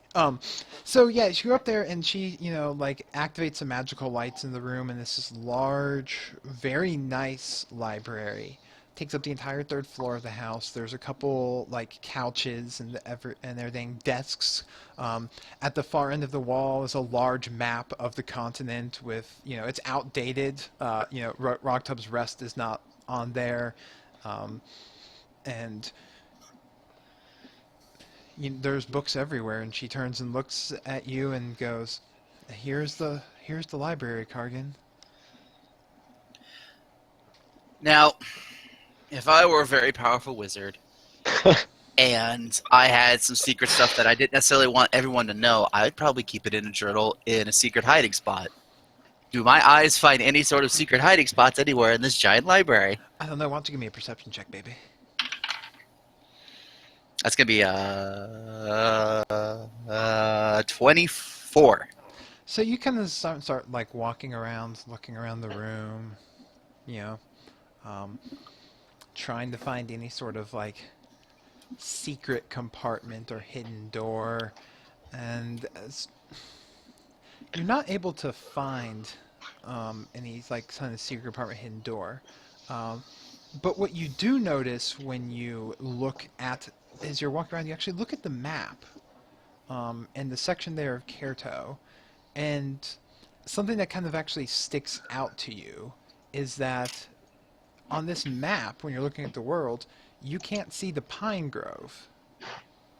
The large forest with the weird fey enchanted everything that's directly to the south from the Demai family farm. Tabitha, I can't help but I guess notice. you could say southeast, but you know. Ah, Pine Grove. I guess that's directly east, huh? how old is this map exactly? Oh, well, I don't know. I mean, you have to imagine that this is when my grandfather moved here, and he was gone before I was born, and this is my 20th year, so this map is a good number of decades old. And how long's the Pine Grove been there? All of my life. Huh, that's really interesting. I do believe people say that the grandfather planted it, as he wanted to bring another form of tree to the area that is not around here. And of the rumors of the children disappearing, is there any truth to those? I mean, there was one child that disappeared, I believe when I was much, much younger. It was he grew up with Nathaniel. His name was Percival. I see. Now, I'm going to take a guess here, and I don't think any of these books are going to have what I'm looking for. If I want the answers I seek, I am willing to bet the Pine Grove may have them. If my brother and Hesser come looking for me, tell him I've gone to the Pine Grove. You're going off there alone into the evening. Yes, if I don't come back by morning, have them not look for me. I'll find my way back. I'll come with you. Very well. Just give me a moment, and she runs off and grabs her like some traveling stuff, like a staff and like for walking and everything, and more traveling clothes and a cloak. Okay. And you guys start heading off towards the Pine Grove. Yeah, just before I enter the Pine Grove, I am going to cast Heroism on myself just in case. Oh. All right, as you guys walk off into the Pine Grove, and you begin heading into it. Again, it's been months since you've been here. As you guys start walking in, and it's getting dark, but these trees all look identical, just row after row after row. And after you're in, 100 feet into this pine grove, it's almost impossible to tell which direction is which. The last time you were navigating through here, you had a compass with you and Magnus helping, and you found Percival, who was able to assist you. As the two of you have been walking, and she goes, "So what exactly is it that you think that you're looking for, Kargan?" I don't know, but when I had spoken to King Ariamos, he acknowledged and respected your entire family. His primary concern is whatever your grandfather had done, and would speak of no more of it. And honestly, I don't know what it could be, but it sounds at least slightly troubling, and having any sort of indication as to what it is might help uncover what exactly is going on, because I'll be honest, if Ariamos sought to retrieve his daughter, why would he not have slain Nathaniel as opposed to her? I don't wish any harm to him, but it just seems like if Ariamos had the abilities, which I've seen Ariamos able to teleport out of a room with no problem, to simply either just steal her away or something else of the like. This just seems far too dramatic for Ariamos, especially if he loved his daughter. My brothers don't think that was him himself, but he sent his blades in the night. sent an assassin. 'Cause Yeah, even still. from what you tell me, during that time, he was present at that meeting in Victoria Point. That is true, and Blades of the Night can cut well, but they can also steal people away just as well. I don't pretend to understand. That's just... She kind of like sighs and looks down and shakes her head. This is also new to me all my life. I've just been tending the farm. This is not what I asked for or what I wanted. But anyways, let us continue on and see what we can find. How long do you think we should search? How deep into the woods? And do you even know where we still are? She kind of looks around a little worried at all of the identical trees. Admittingly, I usually have Hiram and others track my way now that I think about it. The ways of traversing through a forest, I'm not as well suited, but I'm sure we'll find our way.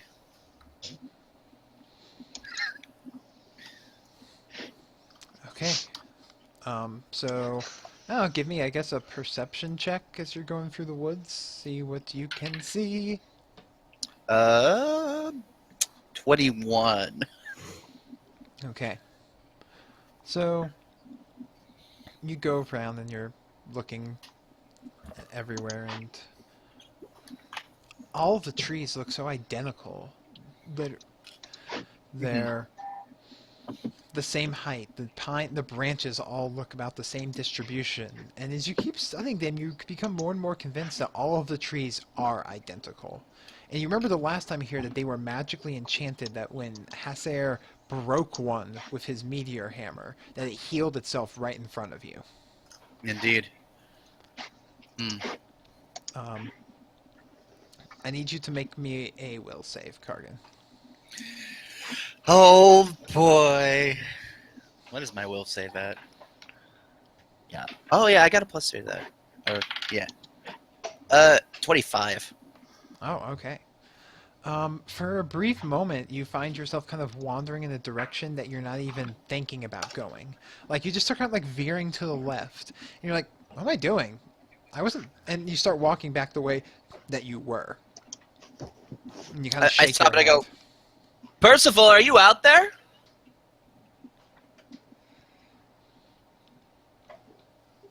Silence. That was strange. You know what? I think I want to follow the direction of whatever it was pulling me to. Okay. So you begin going that way. So why did you and your friends get involved with all of this? I Good can't fucking question. I can't speak for everybody, but we all have our own reasons and why we want to do well with the world. Unfortunately, as maybe you've seen firsthand, we haven't quite niched the ability to do well in good ways. I went with my brother because he had been exiled due to a disagreement, and he was exiled. And not satisfied with him being out on his own, I followed him out, hoping that he could find the answers he sought while answering my own questions.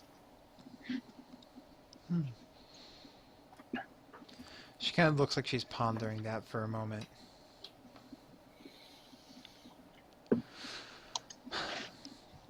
And just kind of keeps looking around. Make me another perception check. You guys have been traveling in here for easily an hour now, and everything still looks continually the same. And Kargan died in that woods. It was a good run, boys. 12. Equivalent of lost only in a space 12. and time. This was a bad perception check. So you kind of walk back some trees there, and I need you to make a reflex save for me. Ooh. Come on, Kargan. Oh, man. Should not follow my... it's only 11. So you start going and you take a step, and your feet seem to hit something loose, and then you just feel yourself falling. Featherfall? Okay, you cast Featherfall, and you start drifting slowly. Can I grab onto any... Concentration check? So Meanwhile, as Tabitha just plummets towards the ground. If she's falling, I cast it on both of us. I can affect multiple targets. So you cast. Actually, you haven't seen her. You're falling, even falling. Oh slowly. Christ! And you cast Featherfall, and then and you're starting to drift down slowly, starting to get your bearings. When suddenly you feel your enchantment stripped away from you, and you start falling again. Oh boy! I guess as I fall down, I fucked up. You fall and you fall and you fall, then splash! You land in some water. Okay. And you go completely under. Make me a swim check. Yeah. Where's my swims? My swimmity swims. That's going to be a 16 there, boss. Okay. You manage to get yourself back up to the surface of the water, and it's completely pitch black in here. I hate water. Oh Christ! I'm going to attempt to cast light and wait for it to not work. As you come there and you start to begin to cast the light, you notice 2 red glowing orbs in the darkness, like dead ahead of you, gazing Don't at touch you. it. And you hear this kind of raspy, echoey voice going through the area. Well, what has found its way into my home? And now Hello, you I make am- me a will save. Yeah. Surprise. God damn it! This is why we don't split the party. Says Eight- the guy who's still in Does Victoria 18 Point. work? Is 18 really good? Is it bad good? Okay, so then everything fades to black. Moving on. Moving on. Yep. We're gonna go to Hasser arriving All at right. the Split the bar. party. You have Fucking you have no room to talk. Again, you have no room to talk. I was fine. All right, so Hasser, you make it to the inn, and as you're arriving, you come in. You literally just see Nathaniel sit down, and a drink immediately get handed to him as he flops down a pile of coins and just says, "Keep them coming." Okay. Everyone kind of Is keeps he- their distance from him. Is he like right at the bar, a table? At he's at the very end of the bar. Okay, I'm gonna go down and sit next to him and order an ale for myself. He's the bartender carefully hands you an ale and like kind of just walks away, and Nathaniel doesn't seem to acknowledge you as he just like taking a sip from his drink and just staring at the bar. I'm not sure if you noticed when we came back in. I wish we could have returned under better circumstances. What do you want with me, Hasser? Can't the man grieve Well- in peace? If it were the time for grieving, yes. I understand that your wife is dead. And sorry, there's nothing I can do to change that. However, your brother is... Well, just as you, he is grieving in his own way. However, he may lead this village to destruction. Or to at least much bloodshed. Then talk to him. I came first to you to see how you are doing, and if there's anything I can do for you. He turns and looks, and I'm not certain how many people have seen with the look of all the life and light being gone from someone's eyes, but like the once large and vibrant, filled with he was never a very exuberant man, but he was large, he was muscular, he was full of life, and his eye, and it very much had a light to his eyes, and now the skin is hanging from him, like he looks like a man that's lost everything. There's nothing going on behind those eyes.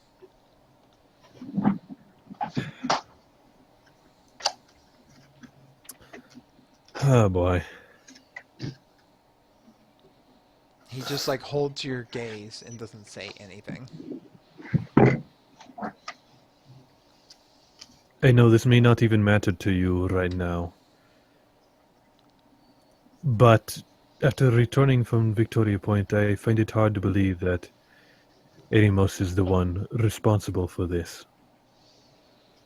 I don't even know if it matters who did it. It's been done.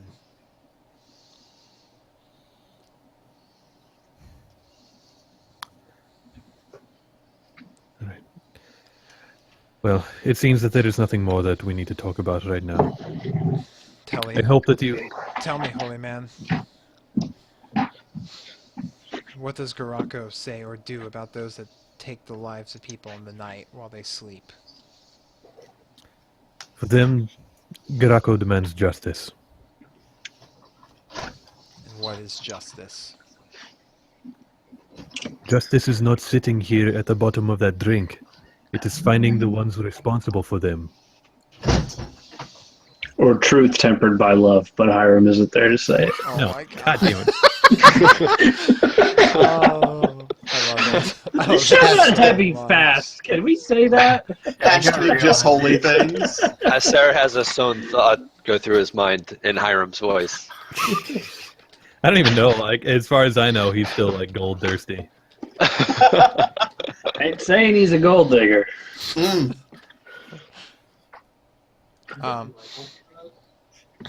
Then what?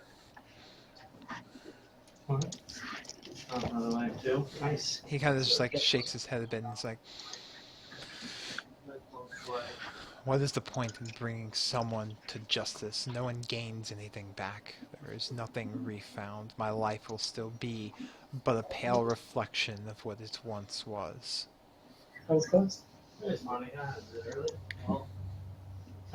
Tell me,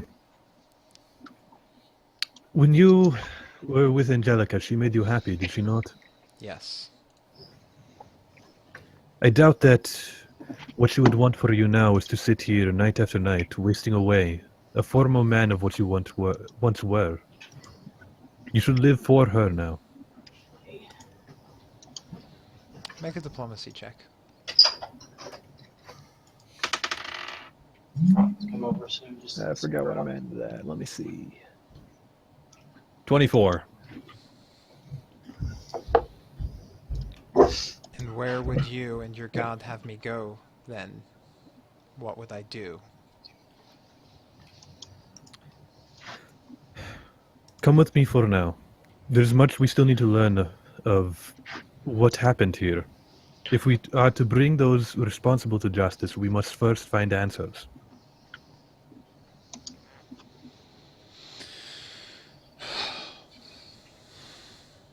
He finishes and downs his drink. Ale tastes like shit anyways. Fine, I'll follow you.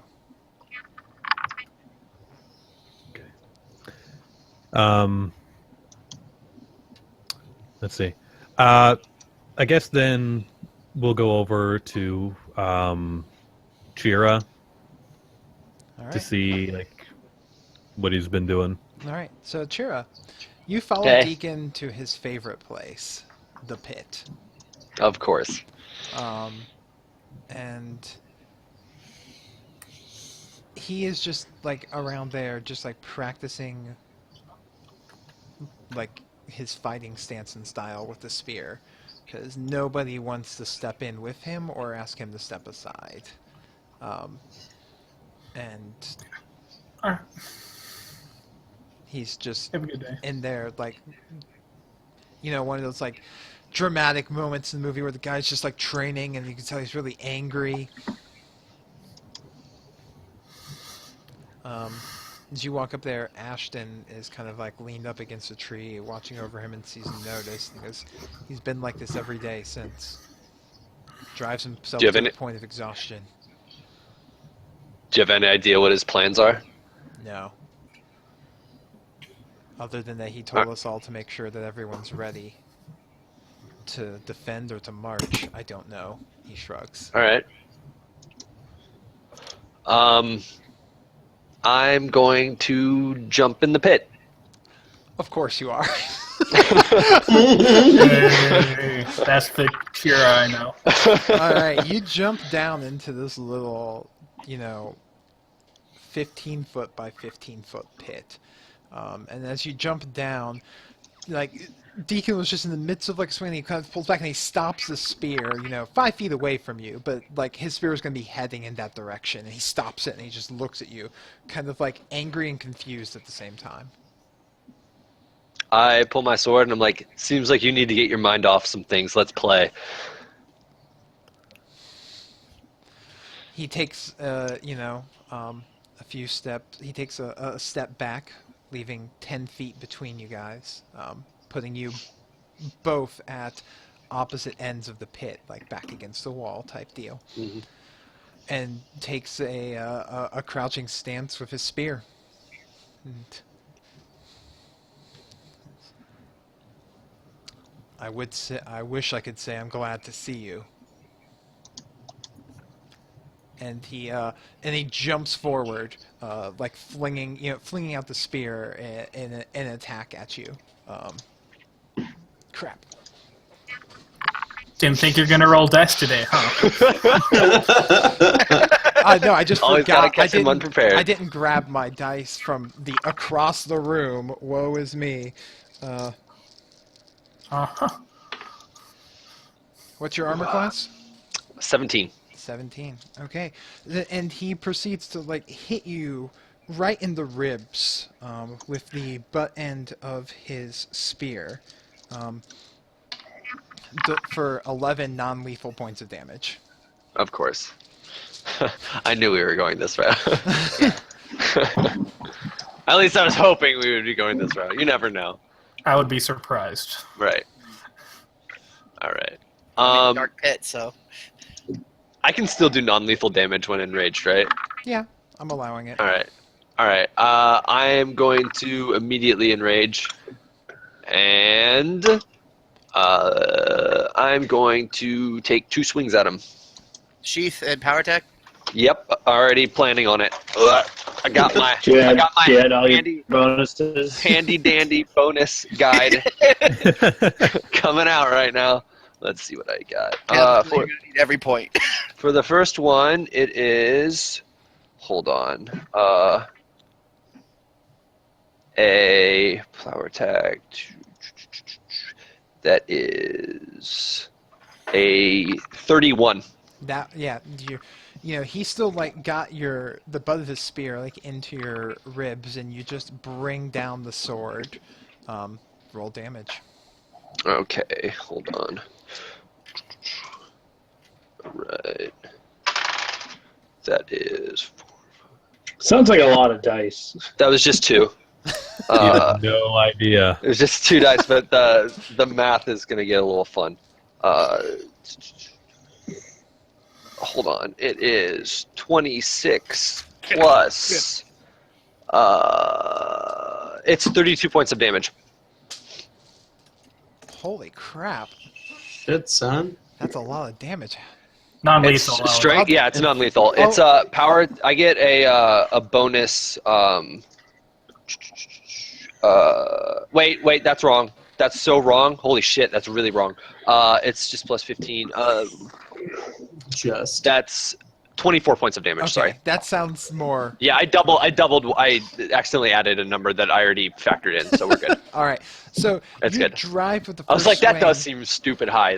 That's right. You immediately just, like, push him back off you by bringing the flat end of your blade down right across, like, his collarbone area of where he's exposed from the spear strike, and driving him back. In your second attack, Okay, this isn't going to be nearly as good. it's gonna be 5 less plus. Yeah, it is 9 plus. Actually, it's gonna be like 7 less because of power attack. Should be. It's a 22. Still 5 left. 22. Yeah. Because it'll be 5 less for the second attack and negative 2 because your Furious Focus only negates the penalty for the first power attack. Right, that's exactly right. But then the scabbard gives him a +3 to hit. Yeah. Yep. The numbers plus game. 3 damage. The numbers game, boys and girls. Fun game, guy. That +3 damage is really As nice. you drive a second hit like into him, as you like drive the sword into his shoulder and then just kick him backwards. All right, and roll damage for that as well. Yeah. Sweet. Oh, double sixes. Hells yeah. Oh! 20, that's like 30 points of damage. I It's think. with vigor. It is.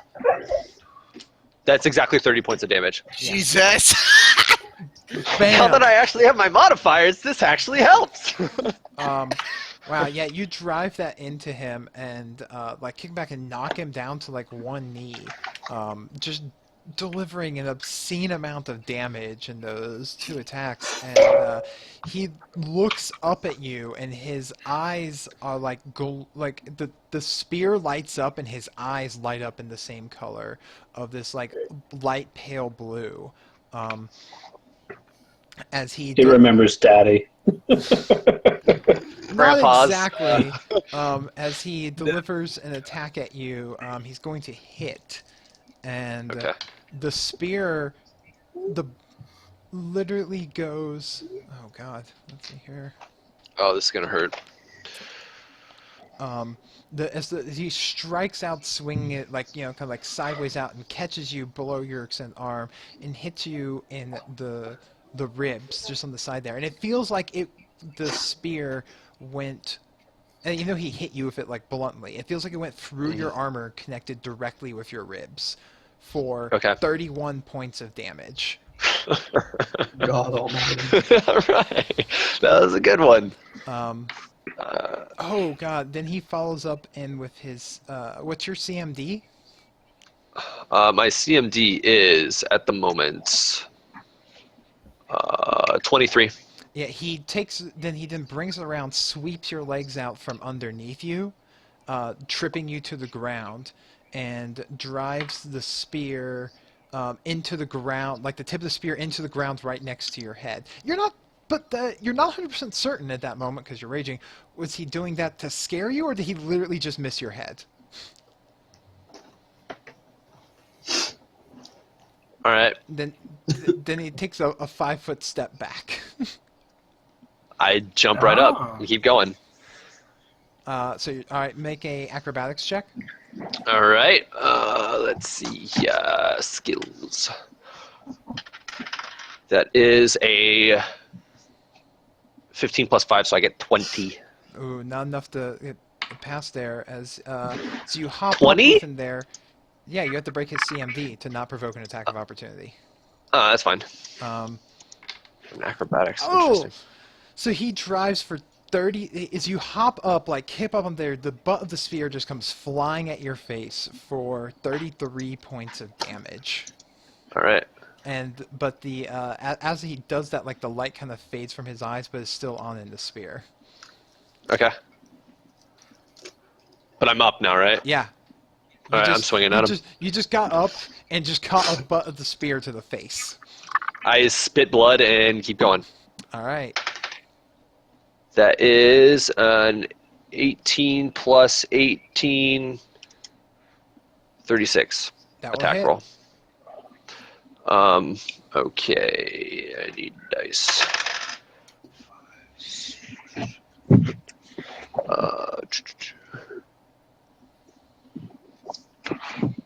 Should be dice plus like 18. 18. Yeah. Yeah, it's 25 damage. All right. So with that, like you just spring forward, launching out your sword, and returning the favor, just catch him in his open ribs and just send him like sprawling over onto the ground as he kind of lands, on like one elbow, like holding onto the spear, and he goes, "Ah, you got me!" Ugh, and the spear stops glowing. I pick him up off the ground. He kind of like shakes your hand away and then like uses the spear and like lifts himself back up and is like super like spits out a broken tooth or something. He's like, I don't think anyone's ever hit me that hard.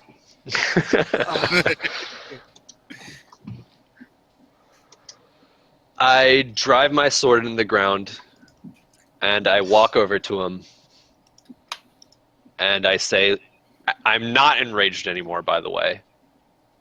which is good. Because now you're tired. Now I can make What- make fucking actual intelligent decisions. What's your HP at now? Yeah, I'm 12. Yeah. Oh man, that almost fucked me up. In fact, if I didn't rage, I'd be fucked. Oh, that's funny though.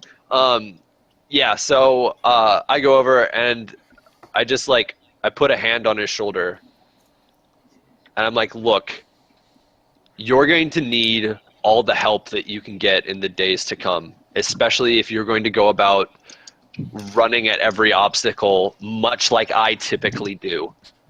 There's going to be a whole lot of challenges, and I know you're not necessarily going to want to hear this, but I don't know how much, if at all, Eremos had to play in Angelica's murder, but I do want to get to the bottom of this, and I want to re-enrage, and I'll take whatever exhaustion penalties. And when we find out who did this, we're going to tear out their heart and give it to your brother, just as they tore out his. Diplomacy check? My diplomacy's not good. Come on, cheer up. Small money, no whammies. Come on. 17. Okay. You delivered that, and he's like, even I have to admit, it does seem unlikely that he would send someone with his own dagger. Fuck, my gut tells me it's him. I'm sure there are plenty of people Look, that would I've called everyone because I'm afraid an attack was going to happen next, but I won't lie, I was thinking about marching there tomorrow, but... Then it's a good thing that we got here before anything happened. I'll sit on it for a few more days. Spits blood out of his mouth. Fuck, you're strong. Nobody around here that even gives me a sweat anymore. Can I do an Arcana check in hindsight on what happened with him with the spear? Certainly. All right, sweet. I want to see what's going on with that spear. That is not great. I'm not going to know shit. Hold on. Where is Arcana? I can't even find it on this stupid list. 11. Something magic. Thought that was way higher. Obviously, the spear is magical, and some properties of it aided him in the fight. Okay. What the fuck was the weird glowing thing? Because I can usually do something like that, but I haven't seen a spear do that. It felt like you were piercing through my soul. I don't know. It was like... It seems that when you drop... I mean, I had not much left in me. I just heard its voice in my head saying not to stop fighting. Nothing will stand in your way. And it says... It just told me that nothing... It will pierce any obstacle. Be it man, be it armor, be it a wall. I think it went through your armor. Can I look down and see if I'm bleeding? It was a blunt side there, and you felt it like connect with your skin. I pull up my armor and You're gonna skin. have I'm like, a nasty fucking bruise there. Like if someone took a quarterstaff and swung it full swing and hit you in the ribs with it. all right, Nothing's broken, but fuck, did that hurt. damn right it did. And at this moment, while you guys are there talking, Hasser and Nathaniel arrive standing above the pit. Hasser, you arrive and walk over there, and you see Churro like lifting up his, like having removed part of his armor and lifting up his shirt, and there's a giant like welt covering the entire left side of his body, and a like deacon who's like bleeding from his mouth and is covered in bruises as well. So it went that well, did it? We had a wonderful time. Yes, I would have loved Given to the join you. situation. I'm sorry. Yes, this is not the time for jokes. Yeah. Have you seen Corrigan yet? No. Perhaps we should go to the Demai farm. That's where he was going with Tabitha. All right. Haven't been home in days, Deacon says. He, like, lifts up his arm and takes a sniff. Yeah, days. I have a portable Shoulda bathtub has- if you'd like to use one, and and plenty lots of of soap soap. if you want to wash away the stink. My brother is in grieving, and I am in rage. I will listen to your words. Tell me how the trip to Victoria Point went. Maybe there's something we're not looking at here. Well, Hasser, I believe we should probably put everything on the table now. Let's go to the farm first. We can talk there. All right, let's find my brother. All right, so you guys make your way over to the Demai farm. And Did they leave a note? when you come in, actually, You what always leave a note. You always leave a note. when you come in, what you hear is the sound of humming and cooking coming from the kitchen, and you see there in the main, like I guess you would say the main room, the main chamber, as you see Kargan with a pile of books around him, asleep on the couch with a book opened up on his lap. Kargan, you wake up to the sound of a door opening and just had the most weird dream that you were falling and got all wet, but then you remember that you just sat down with these books and fell asleep while you were reading through them. God damn it. What? What just... God damn it, Lashak. I checked for notes! You find no notes. Spoiler alert, it was Kargan's dream the whole time. This whole Oh, show. God damn it. Do I remember it as a dream or what? Like, No, what you remember is that you went up into the library with Tabitha, and you were looking around and talking about her grandfather and about the Pinewood, and you thought how odd it was about Pine Groves that you decided, then you grabbed some books on it. You guys went, looked around, got a little lost, came back, opened up a book, got some books, decided to try and read on it, and fell asleep. what's the book I'm holding? It's literally literally the book that you're currently holding is actually a journal of the grandfather Ladavrin, talking about, like, literally detailing him moving here and setting up the farm.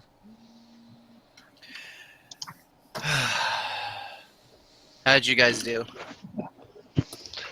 How does it look like we did? I say as I'm bruised to fuck. It looks like you did well. You're not. Remember that time with the hammer and you, like, forgot how strong you were and then lost? Can we just pretend that never happened? I'd like to erase that from my memory. I didn't think I'd have to pull out all the stops, but that's the last time I ever doubt a holy man of Graco, and I look over at Hasser. You're damn straight. Now, please, All right. since all of us are here together, I think it'd be a good time to talk to both Nathaniel and Deacon about what transpired at Victoria Point. Tabitha walks in the room with tea. Just like, oh, I knew everyone was coming back. I'd have made more. And she hands a cup to Kargan. I'll go make some more. Thank you.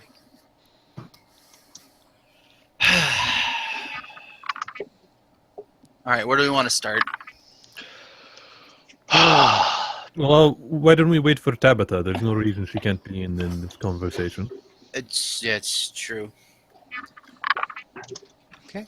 So just 6 minutes, and she comes back with enough tea for everyone, and hands cups to everyone, and sits down. And she looks at Chira and Deacon and kind of shakes her head. But then, like, moves some of the books and sits down and everything, and everyone's sitting around in the main area. It's the first time you've really been inside the house. You guys have mostly been outside there. It's a very nice manor.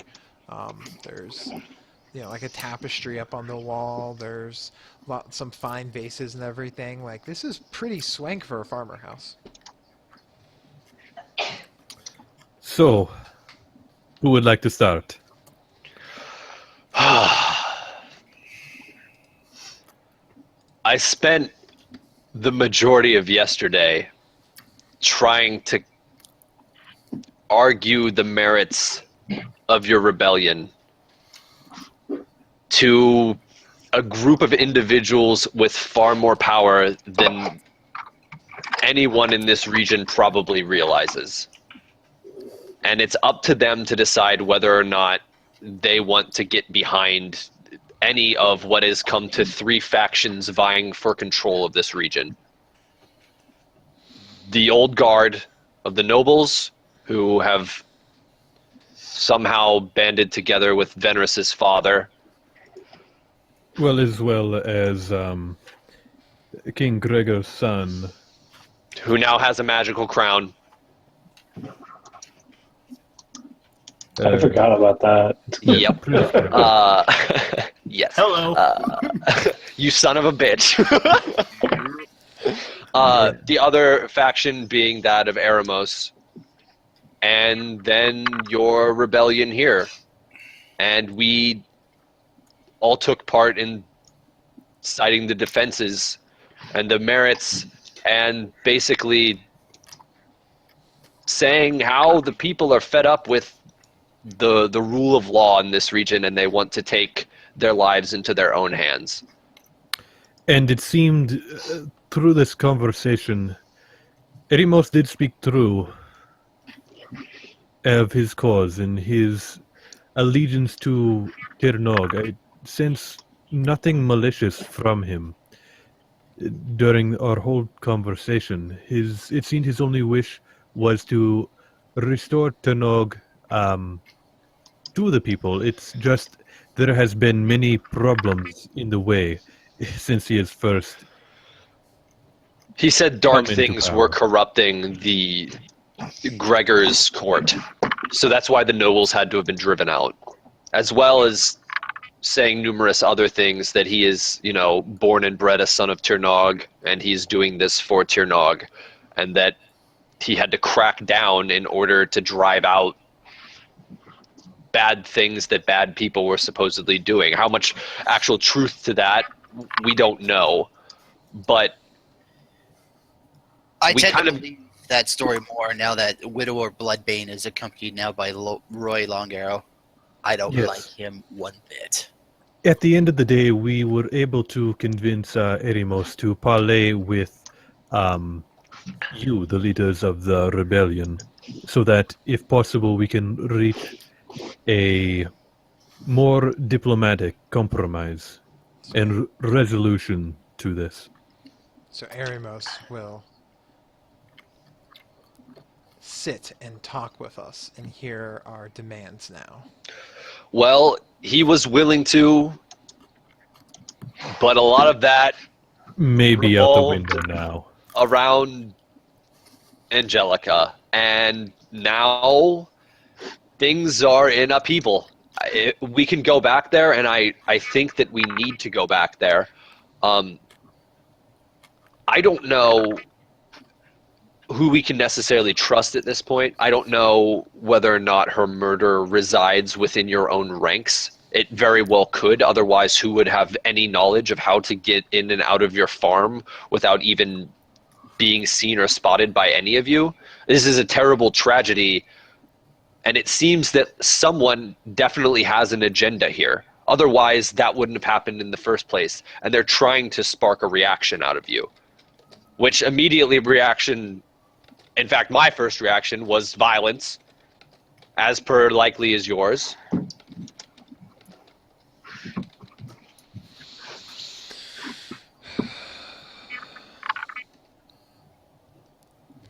Brother, Tabitha looks over, we have lost a lot personally, but you know that war will cause many others to lose their loved ones as well. You knew that taking this on put a target on you and anyone's around you's back.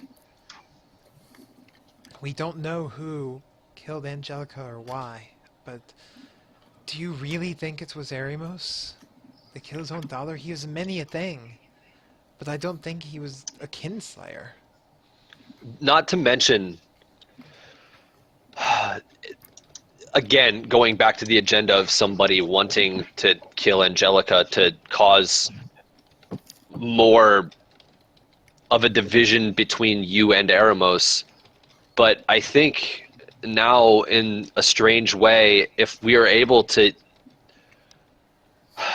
get Eremos to come what is eventually going to be just hatred towards you for having his daughter and her dying within your care, we might be able to create a united front to actually deal with the actual culprits behind this thing. And if you're willing and we want to actually strengthen this region, because it seems like someone or something or whoever wants to create a bunch of problems here, that might be the best course of action. And if it turns out to be Eremos, we'll kill him. Give me a diplomacy check. God damn it! I fucking hate diplomacy. You know what? Next time I level up, I'm putting every fucking skill point into diplomacy. I mean, All right, that's not bad. Hold on. I rolled a 19. Oh, okay. So diplomacy, that's no, sorry, I rolled a 16. That's a 19 total. Okay. No, I think you're speaking. I think you're speaking wisely. Deacon says, he goes, brother, do you think that... Holy shit, Deacon says that? Yeah. Holy crap, I got to the person I didn't think I was going to get to. Hells yeah. I mean, you invested him in combat, so he is going to be more prone to listening to you. Well, who knows? You never know. I do. Okay. Then I'll go and speak with him. Nope. He looks to his brother and sister. You guys don't have to come with me. If you are going, at least a few of us from the party will accompany you. Well, I expected that. I was referring to my brother and my sister.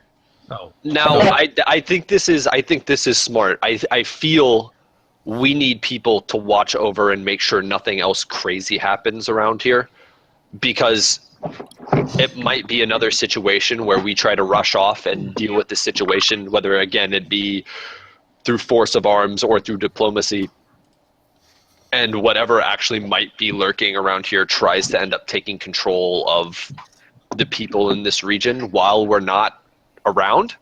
Mm-hmm. At the same time, the council that we were at, as a show of good faith, they agreed to not use any spells on one another to make the words spoken appear, or at least like try to create a lie detection sort of thing. I don't know the best way to explain this. It might be... Kagan, maybe you can explain it better. Yeah, it might be worthy to opt into that. Are you...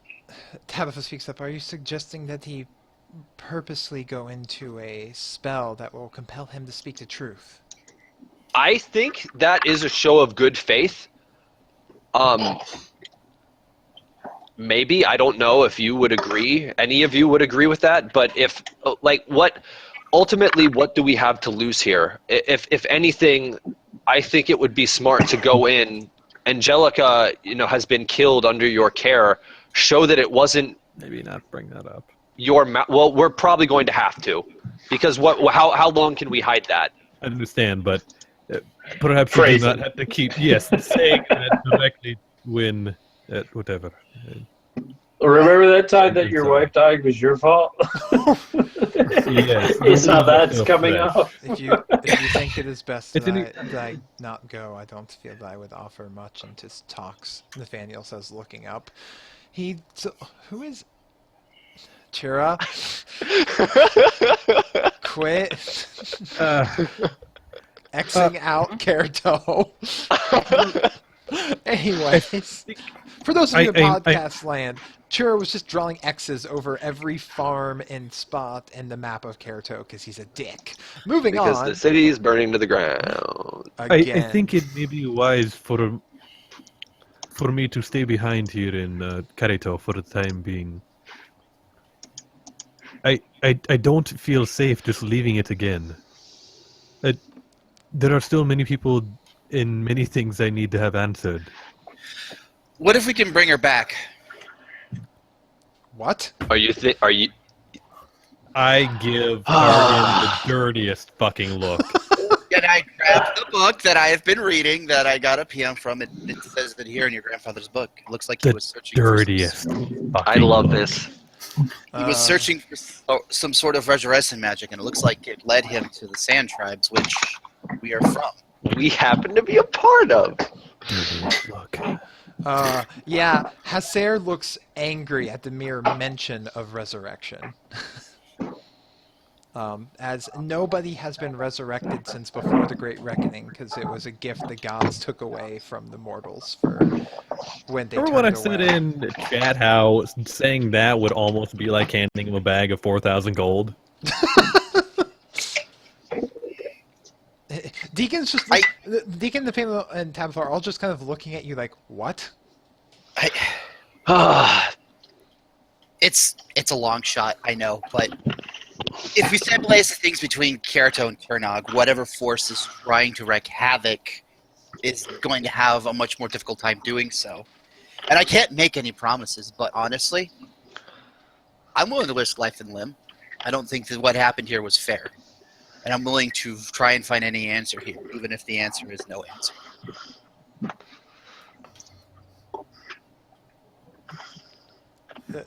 What does the book say?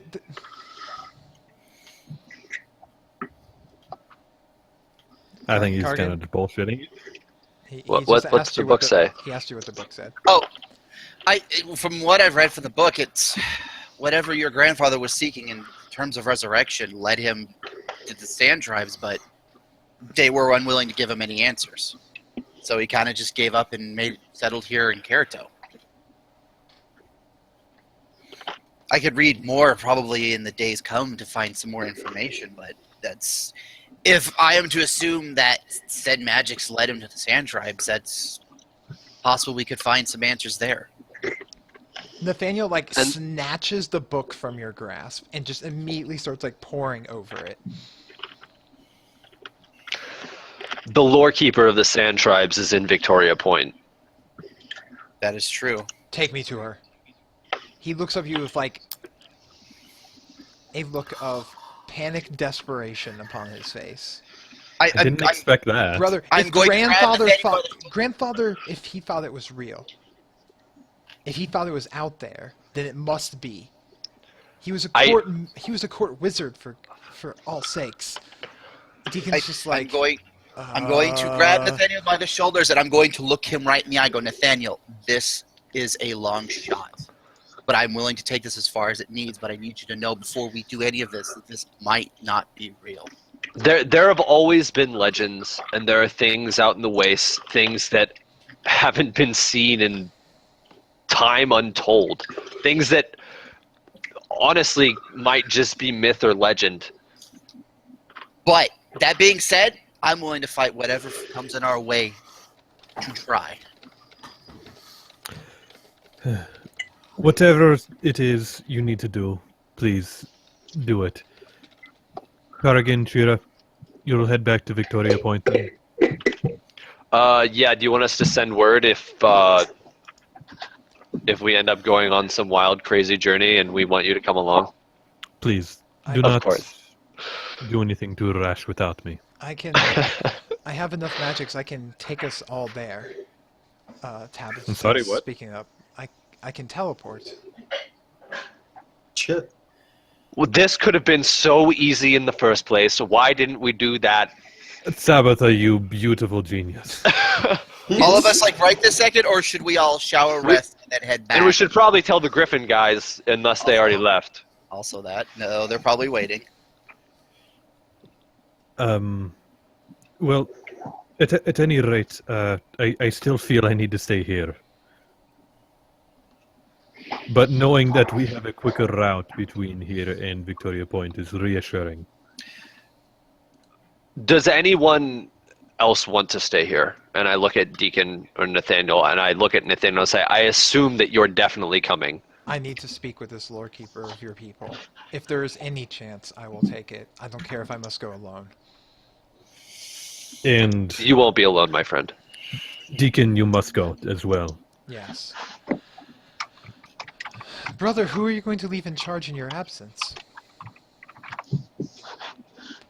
He kind of pauses and goes, I mean, there's Ashton or Yorick. But God damn Ashton. I don't trust Yurig. Hasser, would you mind keeping an eye on things while I'm gone? That is the whole reason I choose to stay here. No one should march out of here, but if anything attacks, please marshal the defense. I am Now, going to... does Hassire still have the homing pigeon?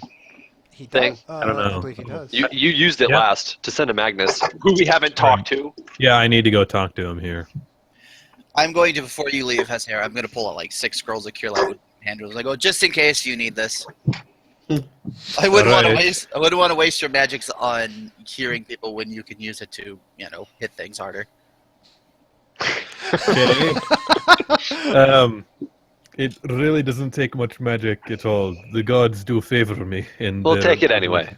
Whatever. I appreciate it. Just yes. take it. It's a gift. I'm sorry, I don't have scrolls of cardio, which is what you need the most. Work on that, please. I will get right on that. All right. I say goodbye to everyone, and I want to head out towards Magnus. Okay. When everyone's ready, I can take us. I can only do it once in a day, and it takes a bit out of me, but it can be done. Very well. All right. Everyone join hands. Okie dokies. All right. So you all form hands in a circle, and it takes a few minutes. 'Cause there's some magics I alter for the sake of my world, which includes resurrections and teleportations, because I don't like instant single pops. But for the most part, so she does that, and boom, you guys all pop out, and Did we get the dagger? Actually, she has to stop, and she reaches and goes, "I need a point No, of. you should leave that I here. need a point of reference. Do you mind, Kargan?" She holds up her hand near your face. Oh, yeah. Okay. Before we go, do we have the dagger, just in case, if we need some sort of indication of what happened? Deacon holds it up. I have it. Okay. Do we need anything else before we go? I am prepared. So she casts a spell, and you feel her look into your memories Cool. and spy the tent of Venris's at the festival, and then begins spell, and Venris, everyone appears in your tent. Hiram. Ow! Ah! There's and then bam, before you is Kargan and Chira and Deacon and Nathaniel and Tabitha. There you see Venris just kind of chilling with Hiram. Doing charades with my zombies. Doing charades with the zombies. Playing zombie Yep. charades with Hiram. It's a duck. Wrong again, Hiram. God damn it. At least give me the chance to roll for that shit. As everyone else appears in the tent. Nice seeing you guys so fast. How was your journey? I got a headache now. Ah! So, you guys, I take everything went well? Angelica. Before they could say anything, I started handing out pieces of paper to all of them. Hey, what is this? Deacon says Angelica is dead, and this dagger was found in her throat. It holds up, and it's got Arimos' seal on it. I don't give a piece of paper to a deacon. I slowly put it away. Deacon, let's not make too much of a commotion about this. I'd like to speak to Eric in private about the whole matter. And let's go meet with the Sand Tribes first. I walk up. It's- I walk up it's- to Deacon, and it's- I put my hand on his shoulder, and I say, Deacon, justice is truth, tempered by love. We'll unravel this mystery. I love that he's just like rattling off the platitudes of the virtues without any like comprehension of what they actually mean. It's really great. I feel like everything that Hiram says could be read off of a pamphlet. We should probably speak to Eros, at least let him know of this. If we do so, we need to do so in a neutral place under the El Negociador. Private, yes, absolutely. El Negociador had invited, Venris, Hiram, you both know that El Negociador had invited you to dinner this very night that you both declined. I'll seek out my Stormhaven friends who in the past have brought a peaceful light to our negotiations at this point. I'm sure they'd be more than happy to help mediate what will, I'm sure, be a very tense conversation. Also, Hiram, I'm going to have to ask you something to ask them as well when you go to do that. Anything. Gotcha. So when you seek them out, you find out that El Negociador is hosting dinner with all of the heads of state again. At We eat always. the tent. It's kind of like a summit, so you could probably expect this to be happening just about every night or every other night. Fuck. Cheer, what were you going to ask me? And I get in really close to Hiram so that nobody else can hear. I need to know the best way to preserve a body. I literally know how to... Okay, whatever. I give up. That doesn't have anything to do with bringing it. No, whatever. Did anybody hear that? It's just Hiram. I said it just to Hiram. No. I know how you whisper. I mean... I'm just going to roll. So- I roll a 16 plus 8. It's 24. I probably heard that. And I'm Is just going to shake my head. I look at Cargan and wink. are you guys going to El Negociador's dinner? I suppose. Yeah, for sure. I will go because I'm looking for Storm. I'm going to go look for Stormhavens, but I want to address Cheer's question in the best way that I can. One of the when you go up there, you find one of his like main entourage, a paladin that you learn whose name is Rock, like the bird. Yes, had Sylvester, and he goes, there's many spells that just can prevent it from decaying. They're often used for like when people are doing grand funerals and everything. You need to keep the body preserved longer. There's magical ointments for such things too. Yeah, my skills in, I guess, what you would consider maybe hunting, like taxidermy, strictly is with like animals and stuff. I know. I was going to ask if you would ask your friends with the paladin people if they knew anything. Can I hear this or no? Hiram left to go find them. Yeah. Yeah. I mean, Just ask me. I only started hunting people until I met you guys. So. Oh my god. Well, I'm sorry, I had to run and grab some stuff we left behind, but I'm on my way to the dinner that El Negociador is holding, and Morris and Kalanos and the others are all there. So, is there anything else that you need? Otherwise, I'm on my way. I'm off to there. But there are very simple magics that can preserve the integrity of someone who has passed. Chira. Do you relay that to me? All right. I guess when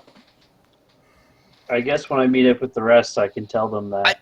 I'm going to attempt to try and find anybody from Eremos' squad. I'm going to try and pull them aside, and I wish to speak with them. You find out that Eremos and his squad, like from attendants, are at the dinner with El Negociador. All of them? All of them. How perfect. Oh, god damn it. I mean, You're he not gonna invited you let- guys. He Serendipity. invited you guys to the dinner. He's entertaining we his just got guests, here. and you act like I've plotted something evilly here.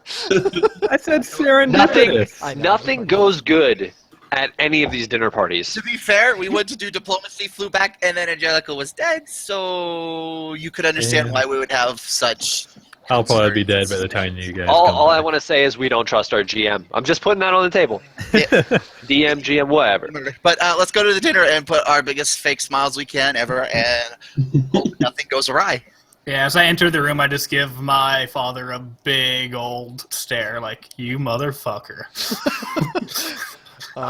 Yeah, you guys walk in, and El Negociador, you notice the whole party of the TFAPs minus Hasser, who is back at Kerato keeping an eye on things, walk in, when you had extended an invitation, but they'd said no. I don't know how that upsets you or not, your negotiator or not me. And with them are two individuals that you've not met before.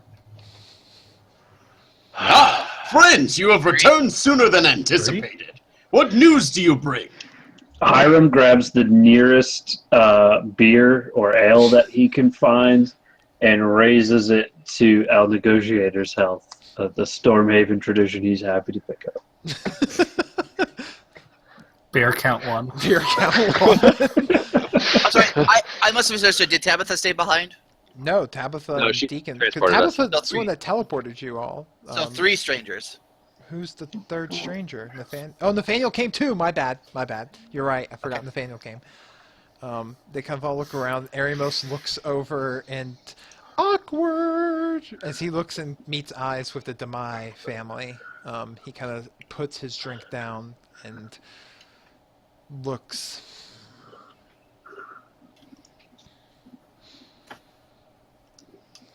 You have Lord Aramos, I announce, in the spirit of truth. Lord Aramos, we bring grave news to what should otherwise be a joyous occasion. And I turn immediately to Nathaniel, Oh, God. leadingly. Nathaniel kind of looks at you a bit like stunned that you would turn to him to announce it, and Deacon just like steps forward and he goes, "I'm not a man of great words. Aramos, a few days ago, your daughter and Nathaniel's wife was killed in her sleep, and this dagger was found in her throat." Not how I wanted to do this at all. Thank you, Hiram. I'm going to kick your ass later. Yeah, I was not ready for that.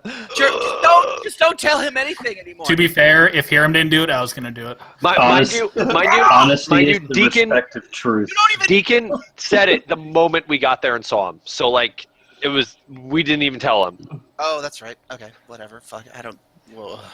I don't. Bad to you I work. guys can't trust my tell me friends. That's all I learned anything. tonight. You guys What didn't tell. your plans are. You guys didn't tell Hiram or I anything. By the way. Yeah. No, wait, what? No, Deacon Deacon told them. said it the moment we got in the room with you guys. Yeah, Deacon Right. told. We went Hiram from and Deacon Venice. saying Angela's dead to this thing. So we didn't plan anything. Deacon's not very good at, like, showing up at parties, apparently. Yeah, we are not masters of subtlety, apparently. All right, let's play this out. Aramos like drops his glass and he goes, "No."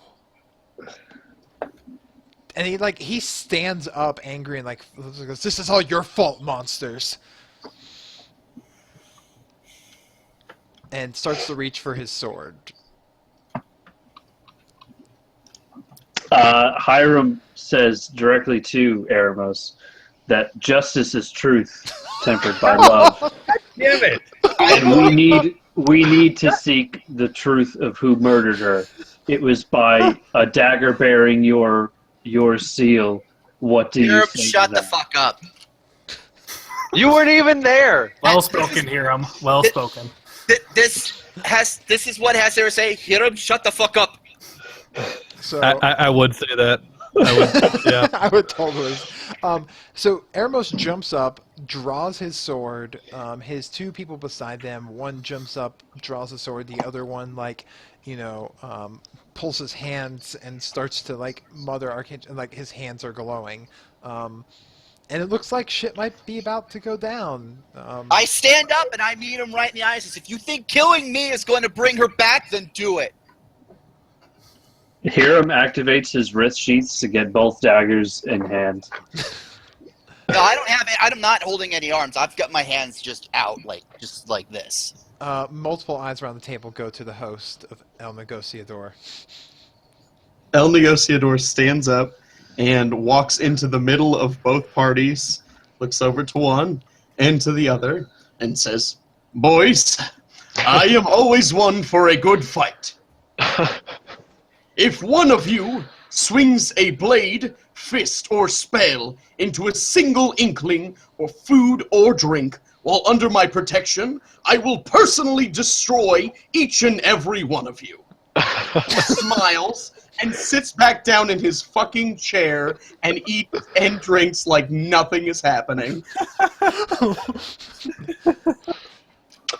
Both daggers sheathed, Hiram mutters to himself Arms still out. that pride is the absence of truth. I arms still out. God. Arms still out. I look very much in the eyes. Says, we came here to tell you out of respect and honor. We did not want this to happen, nor did you, in my fullest beliefs. But whoever did needs to be put to justice. Not to mention, Lorekeeper, we need a word with you. Later. At this Yeah, point, no, just bring that up Morris right stands now. up and slams his drink down. Everyone needs to calm down for a moment here and let us talk through this and find out what's going on. Can we get some more chairs for these people? As there's not enough chairs around the table to fit an additional 6, or 7 people. Oh man, he knows how to be dramatic. That's beautiful. And some people run in and bring chairs in, and it's good. Now let's all sit and discuss this like intelligent individuals. She was your daughter and his wife. I doubt anyone here wanted her dead. We will discuss this and figure out what's going on. Okie dokie. And there is where we're going to cut the episode. Ooh, it's so good. I almost yelled, or did they? And then looked at Veneris's dad. So here's where we're going to go ahead and we're going to cut episode 18, part 2 of TForce RPG. It's a long story. Oh, Jesus Christ. So, tune in next week as where this, plot continues to go all crazy. Where we attempt to find out more things. Will Veneris betray the party or not? Yes. Will Hiram actually learn what his spiritual words mean, or will he just keep reading off of his, pamphlets for teens or whatever? No. Is what happened to Kargan really a dream, or has someone fucked with his head? Probably. And tune in to next week for that. So we record live 8 p.m. Eastern on twitch.tv/TForce Podcast every Tuesday at 8 p.m. Eastern. And we release on in a edited and produced MP3 format with a lot less random noise and everything. Typically twice a week. Most of the times it's on Tuesdays and Thursdays. But we don't really have Hiram Mott is our producer, and he does his best to get at least 2 out every week. So, he does his best to try. It depends if we have an interview with High or not. Right. That goes through. It depends on whatever else going. But we do our best to get out about 2 a week. So check us out on social media again. TForce RPG on Twitter, on Facebook, on YouTube. You can find our podcast on iTunes and on Stitcher and various other places where you find podcasts. And of course, check us out at TrinityForceNetwork.com. You can find about, that's where you can also find our episodes and find the sign-up sheet for people to come play RPGs with our community. We have several other GMs that are running various games and people that go there to find other people to play with, and we stream several of them on Twitch, on our Twitch channel there. So if you want to try and find a group to play with, that's a great place to do it. Or if you're looking for players that you want to host a game for, there you go. So until next week, tune in and we'll see you then, and everyone have a good night. Bye. See ya. Bye. Not when I Alright. wanted to. Unleash Now- the now- audio. I do want to say, I wasn't going to bring up anything. I'm glad Corgan did, and I'm very impressed with how you slid everything in. That was adorable. Because I didn't fucking have anything to do with any of that. And that kind of makes me sad, because now I feel like I should. Oh, the whole resurrection thing. Yeah. Oh, yeah. Oh. Was that a DM from you, LeShock? Yeah, that was from It's me. like okay. I thought everyone saw that, and I was like, wait. No. Oh, All right, I got to call my dad real quick. I'll be right back. All right. Well, now we want to know what that was. I already explained it on the stream if you were listening. They're still recording, by the way, LeShock. Yeah, so We're still streaming. Yeah, no, I was letting people listen to our bullshit for a minute. Oh, yeah. So, the best part about this is that if a certain party member returns, Oh yeah. it's like, oh, by the way, we're kind of cool with Erebus right now. Angela's dead, but we're still No. cool with Erebus. Lamalia is gonna fuck it all up. Yeah, for those Or who are she'll listening on somehow Twitch, weirdly save it. Lumalia will be figure returning it out. in We'll figure it out. in another episode or two after Santana has done moving and is settled into his new place. We'll Sorry. have Lumalia back. Sorry, Haber. And when the What? summit ends, El Negociador's guest star reign will end, but we will be working then on our story time with Negociador, the history and lore of Vestralon, as told to each the one children. of you will be a victim to one of those episodes as well, so be prepared. Yeah, no, I'm sorry I had to bring up the whole resurrection thing like that. DM was like, Oh, well, fuck! Gotta do it. Yeah. Can't not do it now. Honestly, I would not have expected Nathaniel to react like that. A man who just lost his loved one saying there's a possibility to bring her back. Oh, yeah, Yeah. you're gonna fucking do that shit. Well, I mean, he Spare breeds desperation.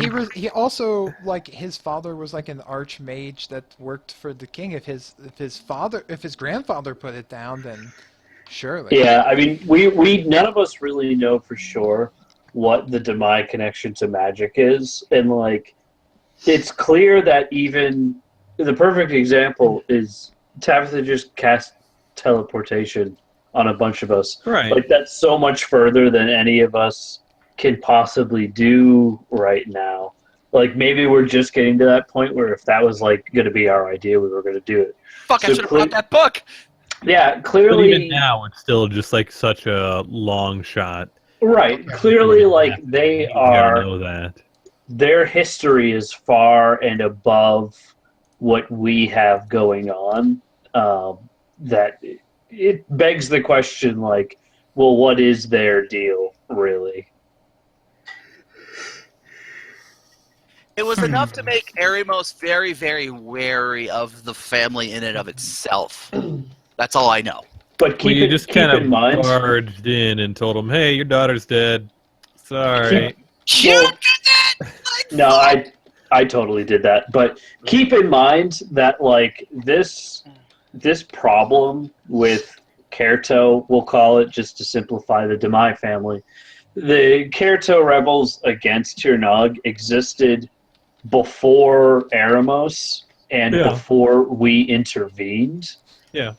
So, like, there's clearly stuff that had really technically has nothing to do with Eremos that was going on, and it to me, at least right now, it feels like the Demise have been not happy for a while and are now just taking advantage of the situation. Whatever that ends is, you know, Hiram will blindly seek that truth, I guess. I think we were the snowball at the top of the avalanche that started it, and now we're at the bottom going, why did this happen? Well, to be fair, like when we first walked into the town, that was already going down. Yeah. When Yeah, the nobles and- took over the inn, and to also be fair, we totally diffused the situation No. of Deacon just figured we marching onto the yeah, inn. but then we ended up making it not any better at the end of all that.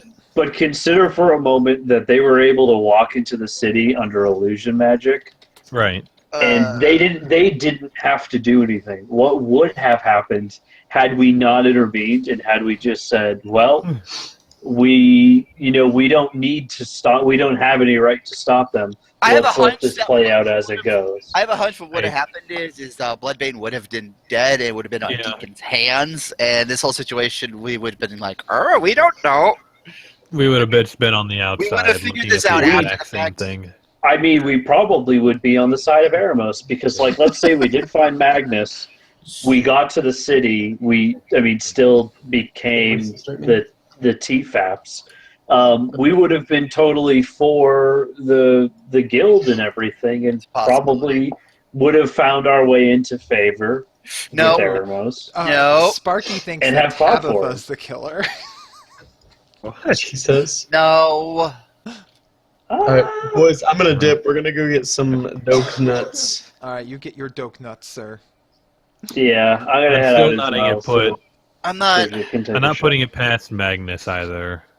Yeah. Sup, No, Lamb? well, I don't know. think so because Magnus. yeah. I was going to make this point from what we were talking about in Slack, but I never got the chance to.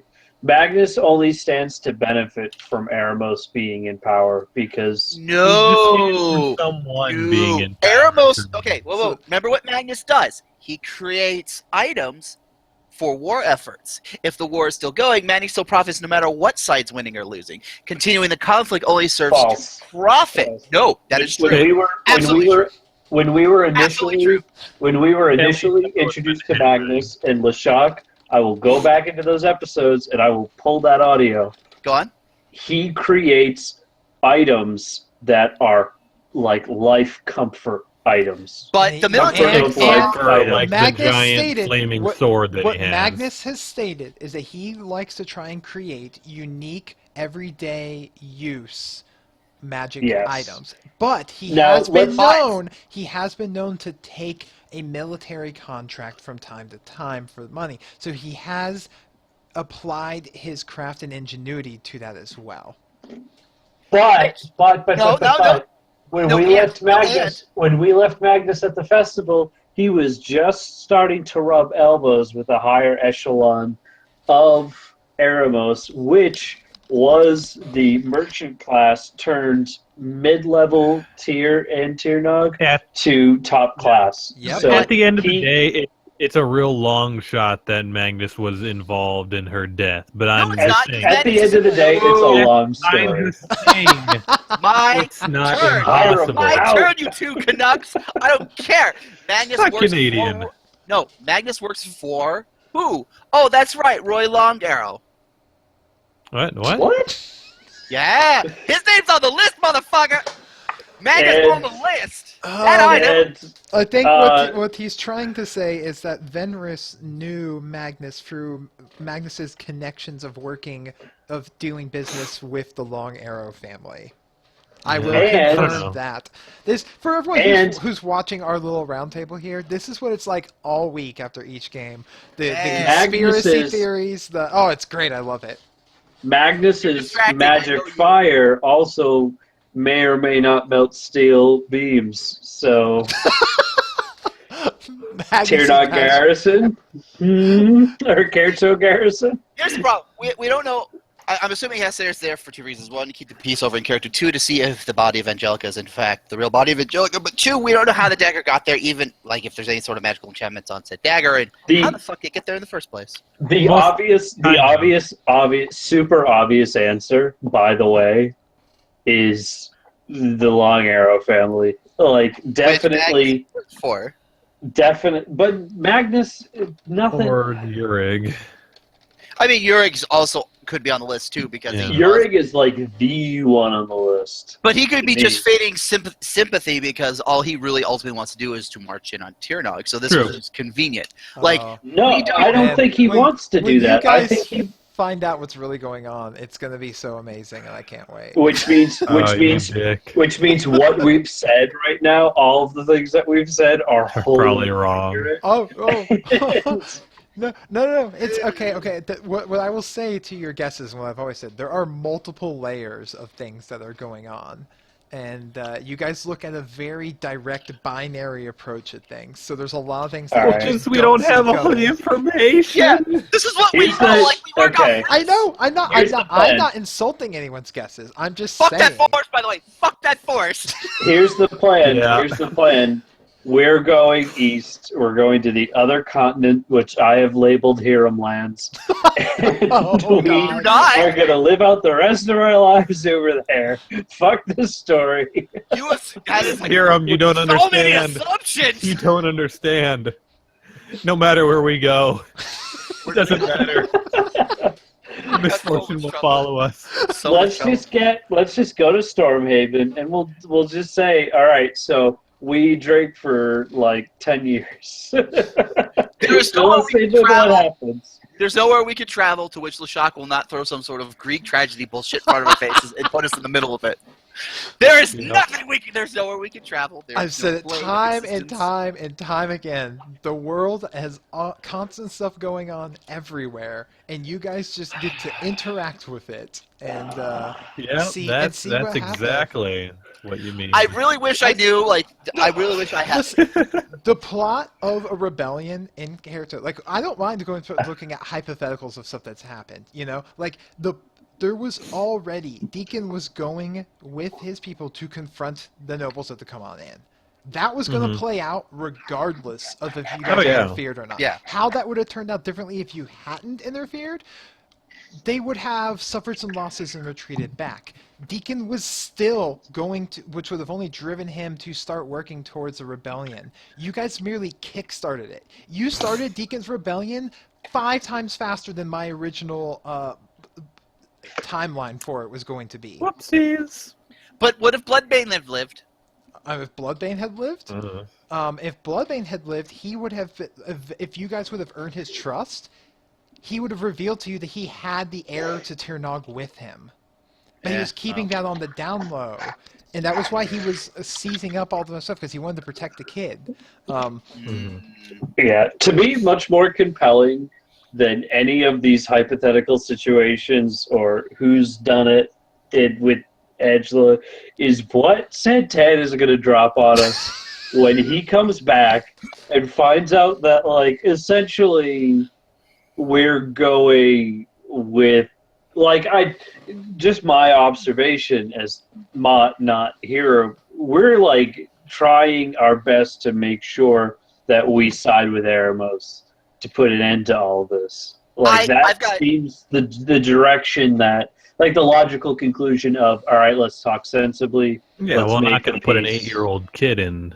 If I had been, if Kargi had been in the presence of Roy, like the biggest reveal of this night was the fact that not that Roy was in charge of everything, but he is answering to somebody bigger. Yeah, he's answering to somebody bigger, and that was worries me. The second bigger worry is who actually was holding the dagger when Angelica was dead, because mind-altering magic is a thing. And I think the other big thing by actually Deacon and his spear, because that spear wants blood and revolution. No, I'm worried about something much more tragic, like Nathaniel woke up in the middle of the night and seeing her dead with the dagger in his hand. Like, no, he wouldn't That's have. my it's not impossible. It's not possible. I don't think he would have. He wouldn't have knowingly done it. No, not knowingly.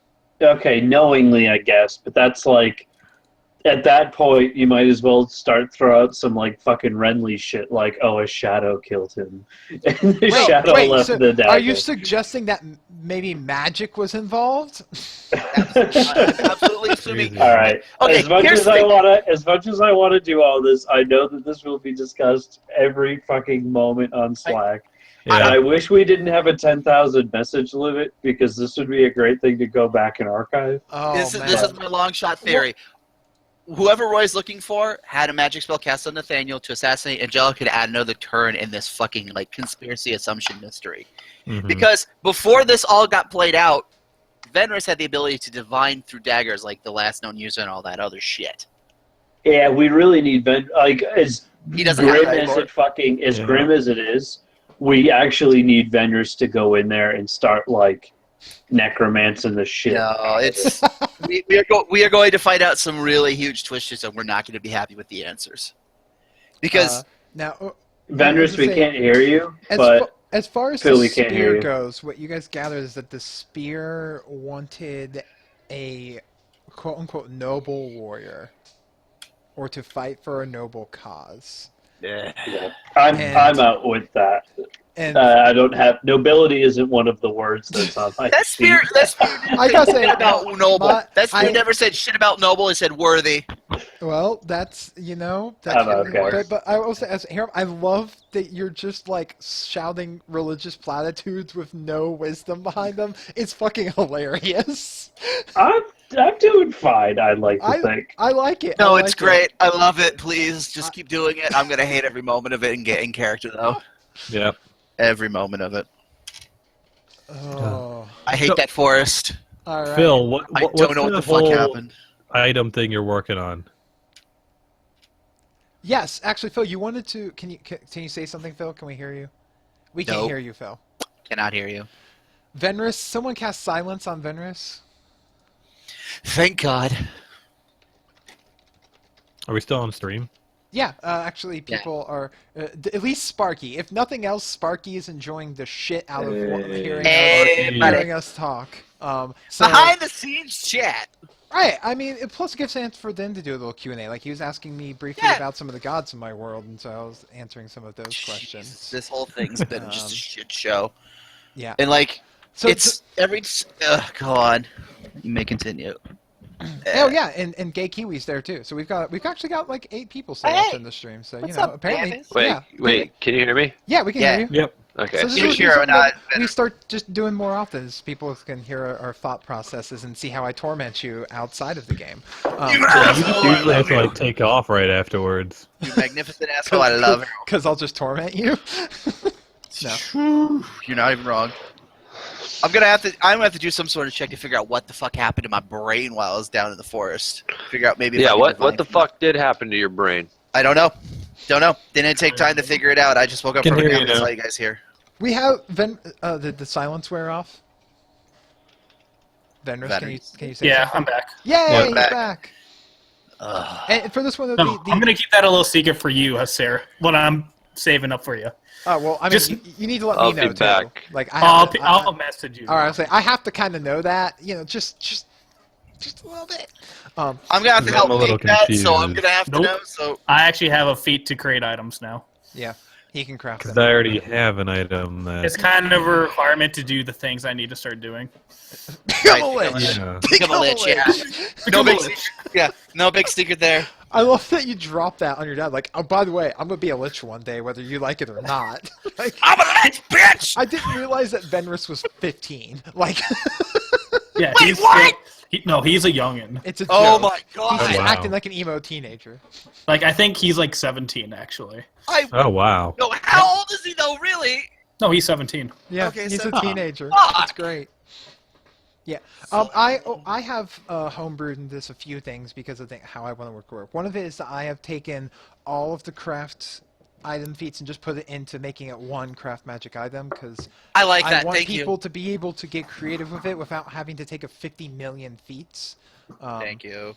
So like for my world, because I'm just for the idea of the rule of cool and the rule of thumb and the rule of fun, Well- not rule of thumb. Wow.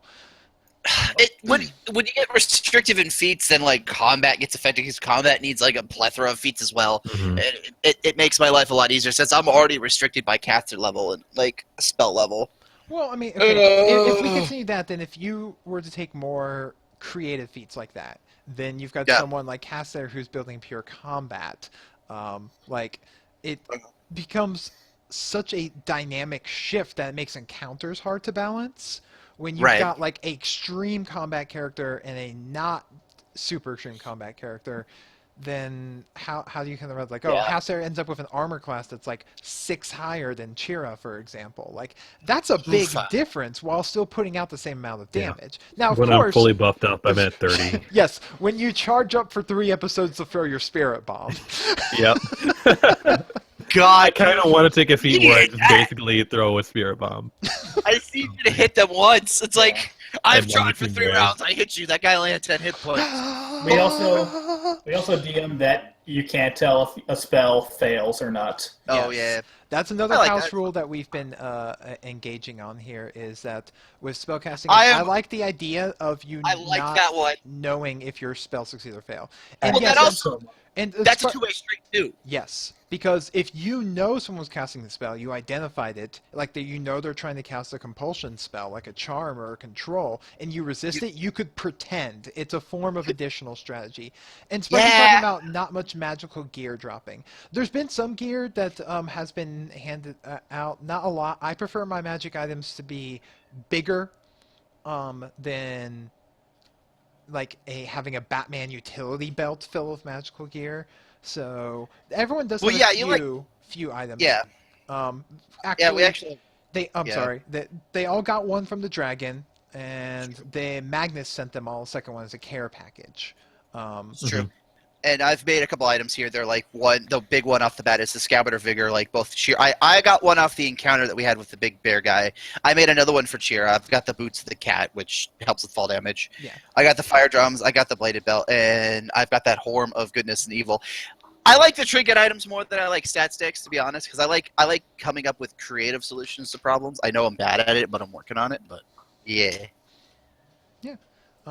So like when it comes to magic items like and stuff for my games, I prefer them to be more impactful. So like in all actuality, if you wouldn't judge by their wealth in magic items, the value of the wealth of magic items that they have exceeds the average wealth of characters of that level by Pathfinder rules, but they only have like 2 or 3 items each. They're just stronger items, or the ones that they make by choice. Yeah. I like to make a trinket. And yes. Is Kolek ever going to make it to the festival? That's what I really want to know. I mean, this festival is like a month long, so yes, he's just going to be late in theory. I don't know how Kolek's dealing with having murdered finding out that the man that made him kill his mother was also his father. Mixed feelings. That also does, man. Oof. I mean, This has been a fun adventure, ladies and gentlemen. I gotta say, and I can't wait to where this is going to lead us next. The next episode is probably going to be very strenuous for all parties involved, and the ensuing adventure is going to be a blast. I knew that these past 2 episodes especially was going to be a lot of twists, turns, and build up, and I'm thinking the next episode you guys are going to be able to be pushing it in a direction. What direction that will exactly be, not 100% certain, but we'll find out. You know where Cheer and I are going. I'm not. Even if I wasn't working for my father, I still would say no to this plan. And I hate this so much. So Sparky, my world magic has got a bit more of almost like I view it because there's not an afterlife plane. I did away with a lot of the typical multiverse of your D&D and Pathfinder with all of the different layers of planes because I kind of like things being more centralized.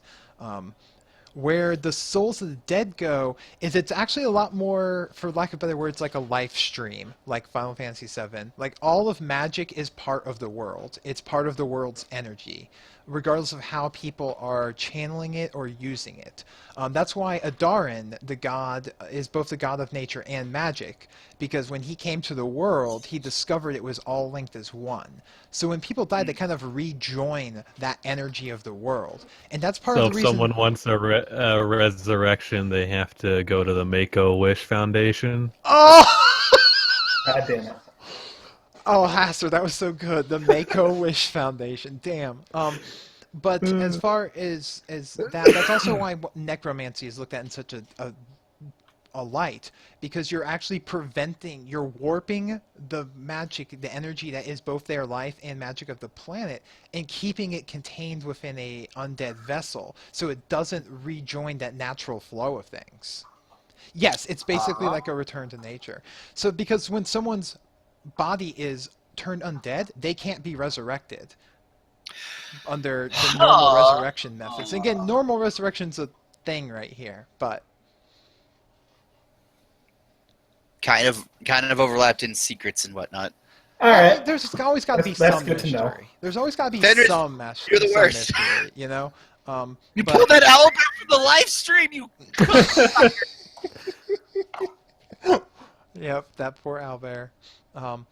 So, you know, that's kind of a way of also, in my mind, how the world has a certain balance to it, and that there's not been, even there's so much time, overpopulation hasn't turned to be as big of a thing, because there's almost like a limited amount of energy to go around, if you will, before shit starts getting whack.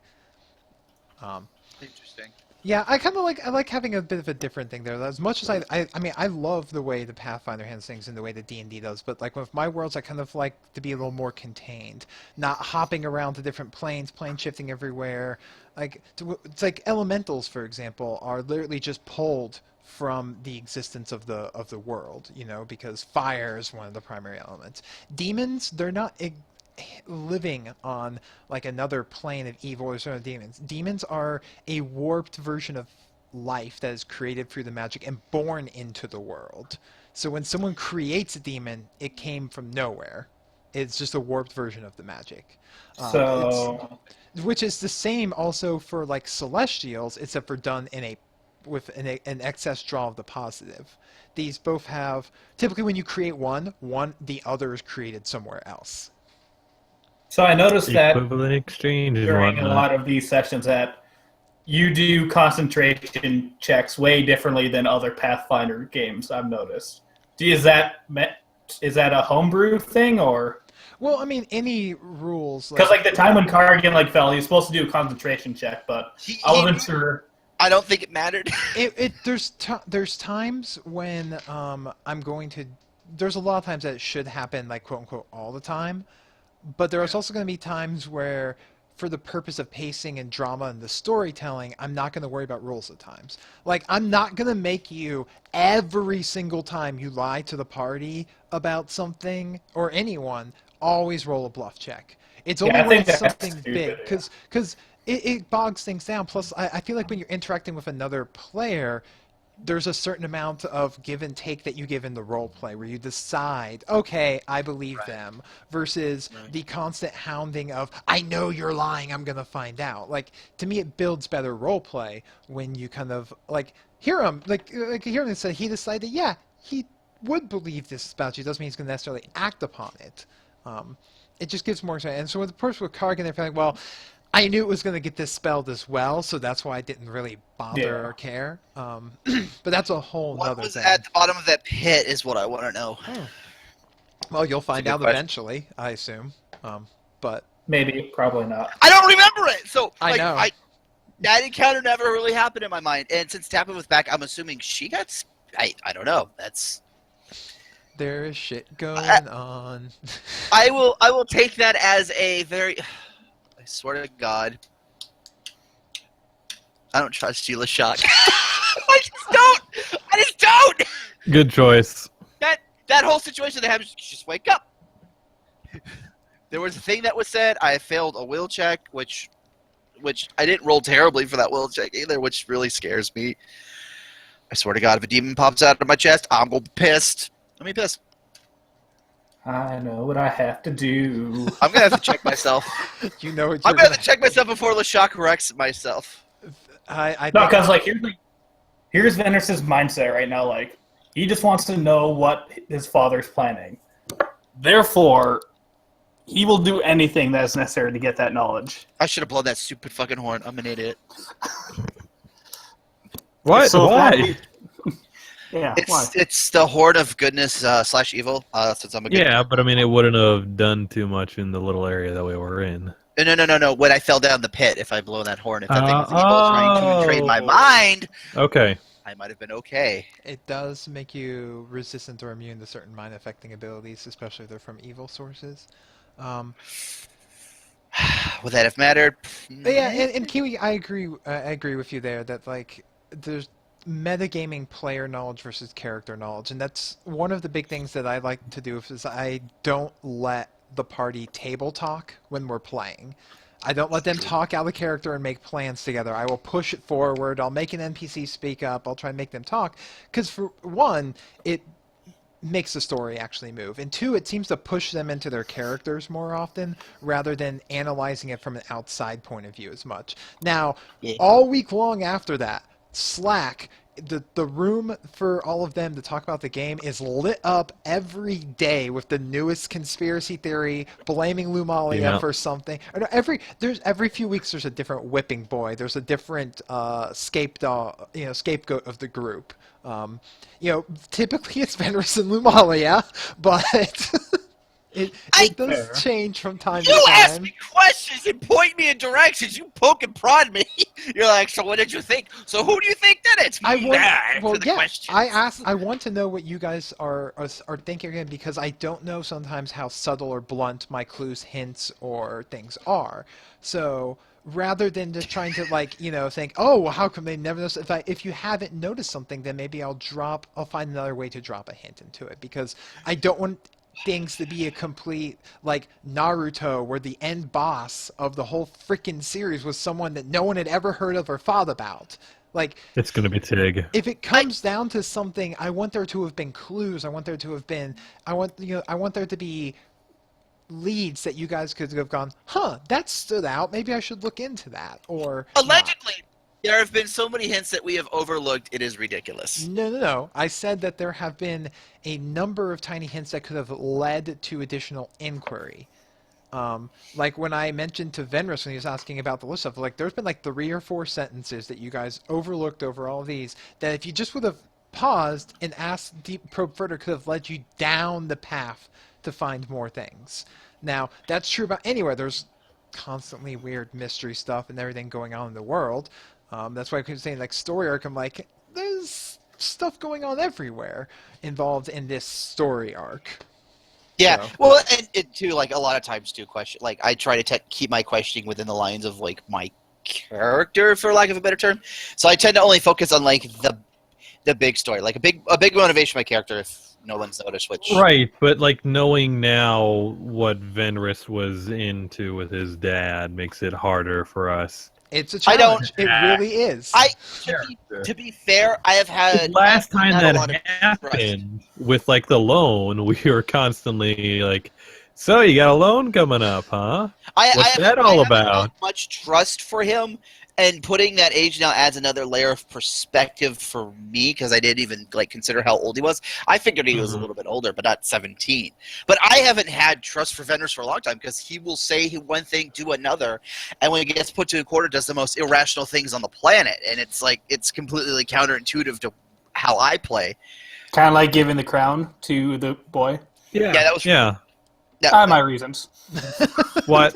No, you had no idea that was going to happen. I was actually upset that the crown took itself over there, because he wanted to make a dramatic fashion of placing the crown on the kid's I was going to do it myself. He told me this after the fact. My goal was to present it to the Bloodbane because it belonged to them rightfully. So, Venrus... fuck him. Hey, that's what Venrus would have done if the crown didn't fly out of my hands. I mean, out of your hand. I have. You were holding it with magic above the kid's head. I have no inclination to have any trust within Venrus. He hasn't done anything trustworthy or for the group. And vice versa. Nobody. Honestly, no one has given Venrus there's only Haser, Hiram, and somewhat Shira has. Lamali and Kargan have treated him like dog shit. No, I wouldn't say I've treated him like dog shit. I have called you out on the stupid things you've done. And I've helped you understand what your answer was to your question. But I honestly you do things that are completely out of like boundary. And to be fair, like everybody gave you gold to pay off your debt. You would be in a mine right now if it weren't for that. Maybe that. See, and that's another thing. Like if he'd have never paid off the debt, that'd have been interesting. Oh yeah, it would. Do you have any ideas in mind if he had not paid off the debt? Yeah, there would have been people after him. Like honestly, yes. if they took his blood for a reason. The reason they took his blood so they could track him through magic. They have there are a specialized group out there that calls themselves the Bloodhounds that literally specialize in tracking and capturing people down by their blood. I was kind of hoping there'd be curses and stuff involved. So, would you say that they were a Bloodhound gang? damn it. And and Sparky, I'm not sure exactly, like immediately, like an hour after how I described the library, but I was trying to describe it that it was, dusty and looked like hadn't someone been there in a while, but it was, fairly clean. Right. Not like there's like the last time something there had been organized. It just simply hadn't been used.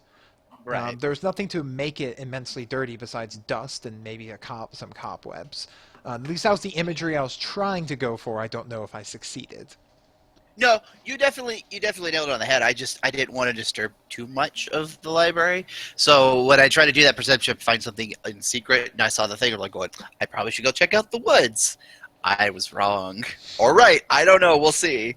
And yeah, I understand that sometimes having some of these knowledges, like with, of hearing Venris's meeting, or, that Or Cargan and his keeping secrets from me. Right. Well, no, right. No, But yeah. and that's the thing that happens, and because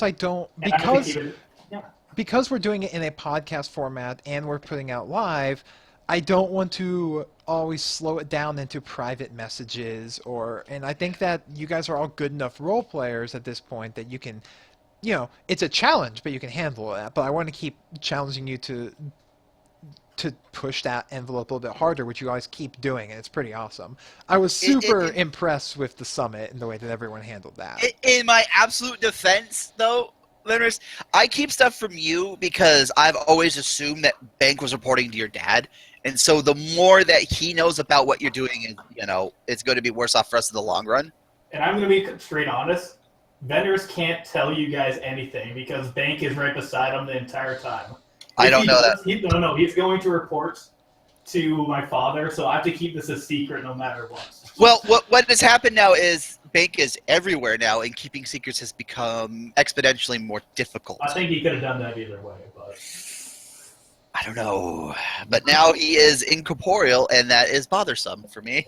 But I don't know that yet. Right. I have no clue of that, to be fair. So now, if I attempt at any point in time to try and communicate with Eric, he's probably going to know and report that back, and that's going to be another obstacle in my way. Unless someone wants to tell us about it. I told you about it. You know about it. No, about Ghost Bank? Yeah. I'm walking in a tightrope right Yeah, now. Venris is attempting this really weird line of pursuing his own goals without directly screwing you guys over, but having to keep secrets from you.